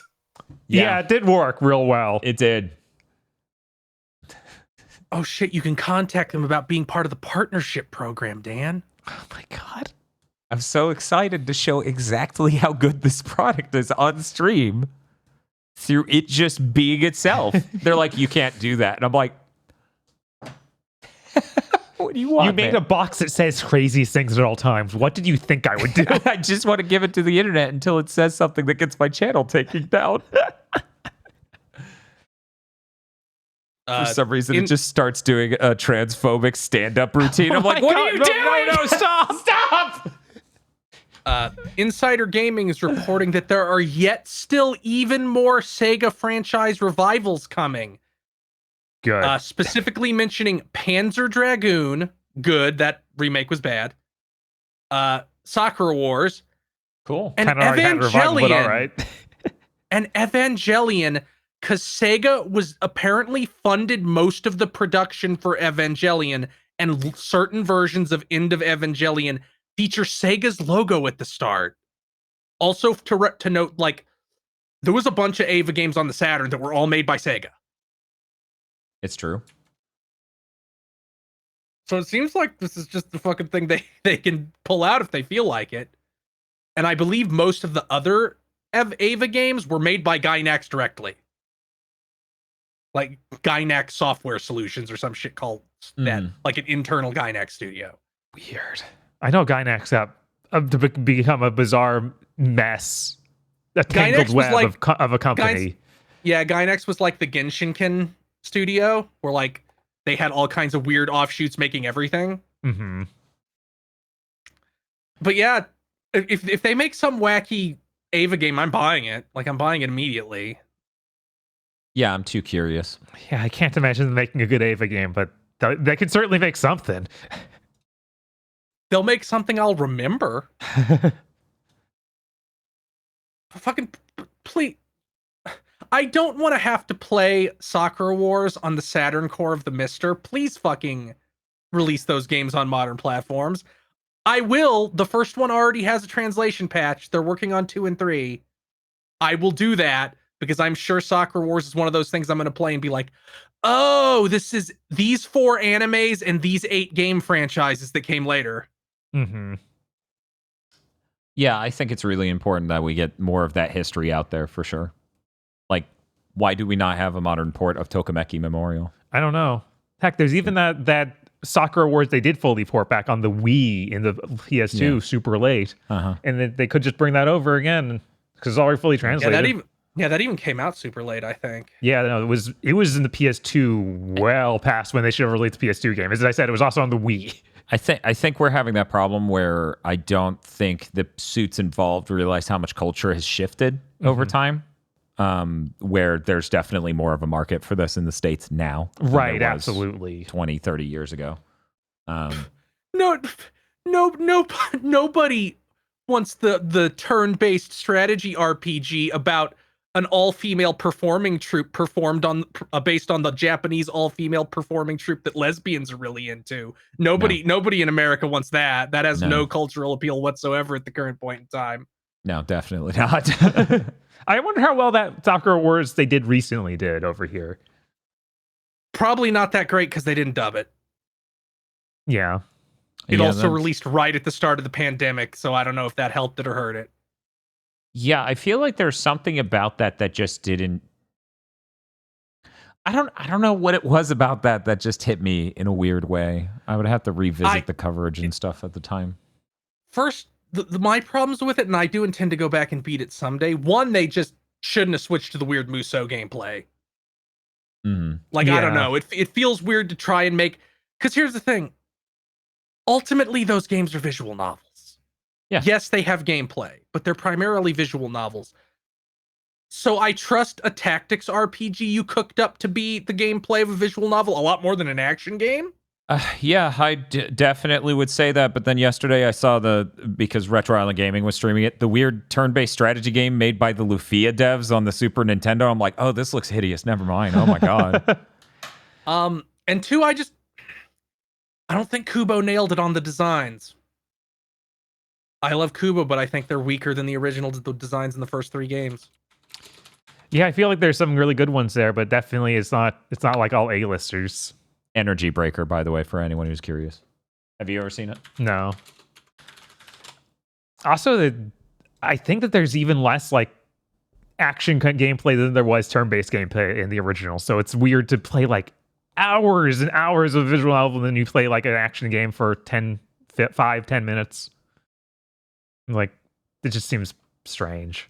Yeah, that like is a little weird. The balance just felt way off in that game. Like, this is a neat concept. I'd love to play more of it, but oh man, I need something. Oh, the art looks nice in that. Kind of, except for like what the still image doesn't capture is like she and many other characters in this game are just weirdly hunched over, and when they move, they look like total cryptids. Huh. Yeah, it's weird. It's weird.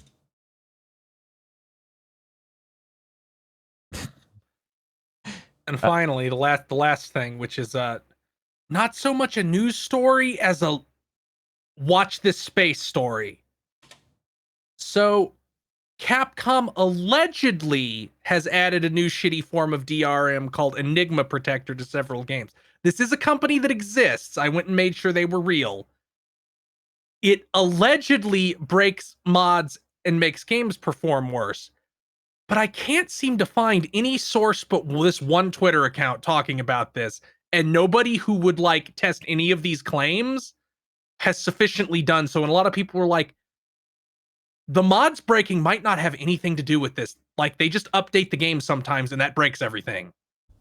I know for the performance thing, those claims are real, at least, because Resident Evil Revelations, like I had someone specifically talk to me about Resident Evil Revelations on PC now just runs way worse because of a recent update. Huh. But is it that DRM, or is it just something else that they fucked up trying to update this old game? Apparently the DRM's in it and the update put it in, so... But there's... I need more than like one Twitter account I've never heard of talking about this before I start swinging a torch at Capcom. I don't know what to... Because people immediately jumped on that PowerPoint from a while back where they equate mods to being cheats. And it's like, is this real? Or is it a Twitter mob forming instantly from a bunch of disparate data points all being related to each other? Well, the Revelations thing was definitely very real, and then they reverted the update to remove it like 2 days ago. Because Resident Evil Revelations, for anyone who's asleep, is a 3DS game. Yeah. So for it to run worse on a modern PC is hugely something about this is wrong. Mm-hmm. I heard implications of why that might be, integration-wise with this specific thing, and how different it is from other things like De Novo. Yeah, is it actually, like, the main things is it causing performance problems in every case, or is it this bizarre, because of the bizarre mutant Revelations is? Is it blocking things innately beyond that? Like, I need somebody who isn't this one Twitter account to actually do like a comprehensive... It's not hard to imagine he would break the mods, because it's pretty easy to break a mod. Like, they did those Resident Evil updates. Yeah, like, but does it break mods and then you can't fix it? Like, the modder can't resolve it? Was that the goal? I don't know. We can't discern from our end what their intentions are. But like, to some extent, Yeah, it's adding something needlessly to a game that is ruining the experience for people. At very least, we have one confirmed case of it, but yeah, I don't know about the rest of this. We'll just have to see how it goes. Right. Because it's worth noting that a lot of this has been replaced. Like they're replacing Denuvo with this. Mm-hmm. Yeah. So I don't know. I guess we'll have to see. Yeah, we'll find out more, I'm sure, as time goes on and whether or not they do any more of this. Yeah, they backpedaled so fast on Revelations. Maybe it's not something they're going to continue to do. Right. Capcom seems surprisingly like adapted to this stuff. Like they will make receptive. Receptive. Like they will actually change their policy based on what how people respond to these PC updates they do. Because Capcom has a pretty good like English division, which tends to help be a pretty direct through line to the. But I need to say this right now. If you see any claim that Capcom did this because a Street Fighter tournament operator downloaded a cheeked up Chun-Li mod or some shit like that, that person's an idiot, and you need to disparage them directly to their face. Companies don't move that quickly. Everybody wants to find a reason to attack somebody. They want to find the fucking witch that needs to be burned. Just like when Twitch allowed nudity for 12 hours and then took it away, everybody jumped on this other fucking YouTube, on this VTuber for pushing the line too far and getting it reverted when she didn't have shit to do with it. There's never one point that causes this. It's not like we misbehaved and got punished. Mm-hmm. That's a really stupid way to think of this sort of thing. And the only reason you want that is because you want somebody you can yell at directly because you don't think Capcom will respond. I mean, public understanding of things is very reductive in general. I've obviously people were mad about Dragon's Dogma 2 having AI in it the other day because AI is bad. Because they don't understand AI is what what AI is bad in all circumstances. Let me use Photoshop's fill in context sensitive refill. I mean, to be fair, that's definitely not AI driven. That is still AI. They literally would be like, this calculator figured out this math problem. That's AI. Like, that's yeah. And I've told the story already, but I'll tell it again. Someone got upset that LG's TVs have AI in the image processor, and I'm like, that's what they call it when a machine does a thing that seems intelligent. They've called these things AI processors for like 9 years. They do not use cloud anything. It is just, you can find NES games where it says versus AI. That's not using machine learning, I assure you. Yeah, anyway. We're out of news. That's it for news. I figure I should recap. NVIDIA announced their 4,000 rebrands where they're actually increasing performance and lowering prices. The 4080 Super is $1,000 officially, and it has better performance than a 4080. That's $200 cheaper than a 4080 was with better performance. If that was the thing they offered a year and a half ago, I would have gotten that instead of a 4090. Because, oh my God. God, even the not top of the line ones, $1,000. $1,000, and it's a great deal. Yeah, that just knocked me out of my seat a little bit.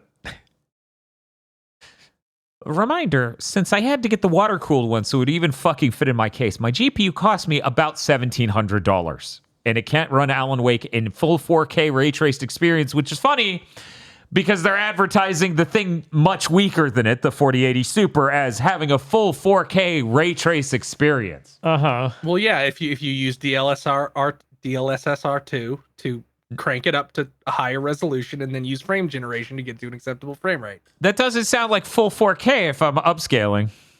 It's full enough. Full 4K is what we say it is. It's what our marketing says it is. That's not a real thing you're supposed to have standards for. Look, we put an asterisk there so we can say whatever we want. Shut the fuck up. Read the subtext, okay? Or don't. And shut up. Yeah, that's... That everything about NVIDIA's marketing this week absolutely sucked. Their CES was the most ingratiating thing I've endured in a while. almost all of it is, here's how to use AI to replace jobs. Almost all of it is that. And then we get into, they made an amazing technology that they had to announce the same day. They didn't even include it in their CES keynote. They're like, oh, we figured out how to remove even more motion blur using G-Sync monitors and stuff, and it will be able to work at variable refresh rates. And I'm like, oh, that's an amazing accomplishment. I'm watching your CES thing, and it's just telling me how to automate jobs using AI. What the hell, you guys? And then all of the stuff marketing their GPUs was insane BS, where they're like, I wish I could pull up the slide, but it would take a little bit too long. They literally won't compare to a prior gen GPU without using FrameGen. No, they're like, the 4070 is so much stronger than the 3070. Look at this. Yeah, FrameGen's on. Why do you ask? Why is it exactly twice? You're telling me it's exactly the same. If only it was exactly twice. You don't even get twice the amount of frames from FrameGen because there's an overhead with using it. So you're getting fewer real frames. Great. So, yeah, it's incredible. Fucking amazing. Anyway, that's it. That's all I wanted to say. If you're thinking about buying a GPU right now, just wait for them to launch all of these, and that will put downward pressure on the price of 3000 series GPUs, probably also AMD GPUs. AMD announced one, but it's AMD, so I don't care. You can see why NVIDIA gets to work in their own special pricing scheme in space because they don't have legitimate competition from AMD. And if you can, maybe just hold out a whole nother generation. Because then these GPUs will be pressured downward too. And if certain people are to believe, my 4090 will look absolutely idiotic levels of incapable within 5 years anyways. So, yeah, that's definitely going to happen. Uh-huh. Absolutely. Well, you see, you'll need a new... It'll seem obsolete because you won't be able to run the 14 different new things NVIDIA will invent.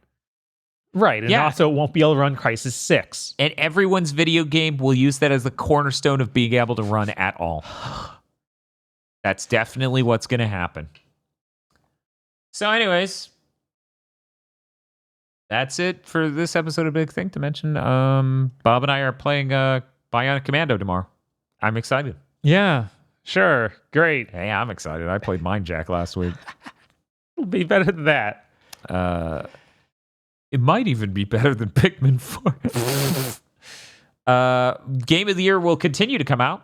So look forward to Game of the Year Part 2 on Monday. And I think another part comes out later that week. I have to look at the schedule to know for sure. Anyways, they're going to start coming at you fast. Please be excited. Those are going to be doing the live premiere in the evenings over on our YouTube channel. So keep an eye out for that. Chris, what do you have going on? Darksiders, probably. Exciting. Dr. Agro? I'm going to finish consuming a seminal classic that I had heretofore missed out on, and then play that Granblue Relink demo. Cool.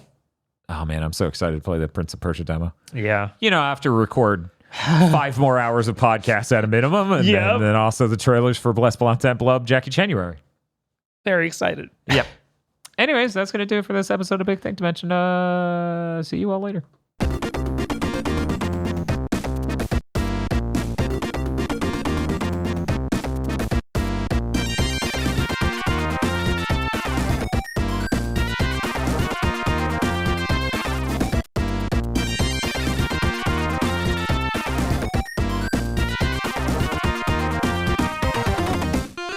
This episode of Big Thing to Mention was brought to you by the people over at patreon.com/GB Podcast, where you can go and get all sorts of commentary tracks for things, early access to Pokemon Go to the Movies, and chugging bleach, and all sorts of other things. That's patreon.com/GB Podcast. Become a Podlord today?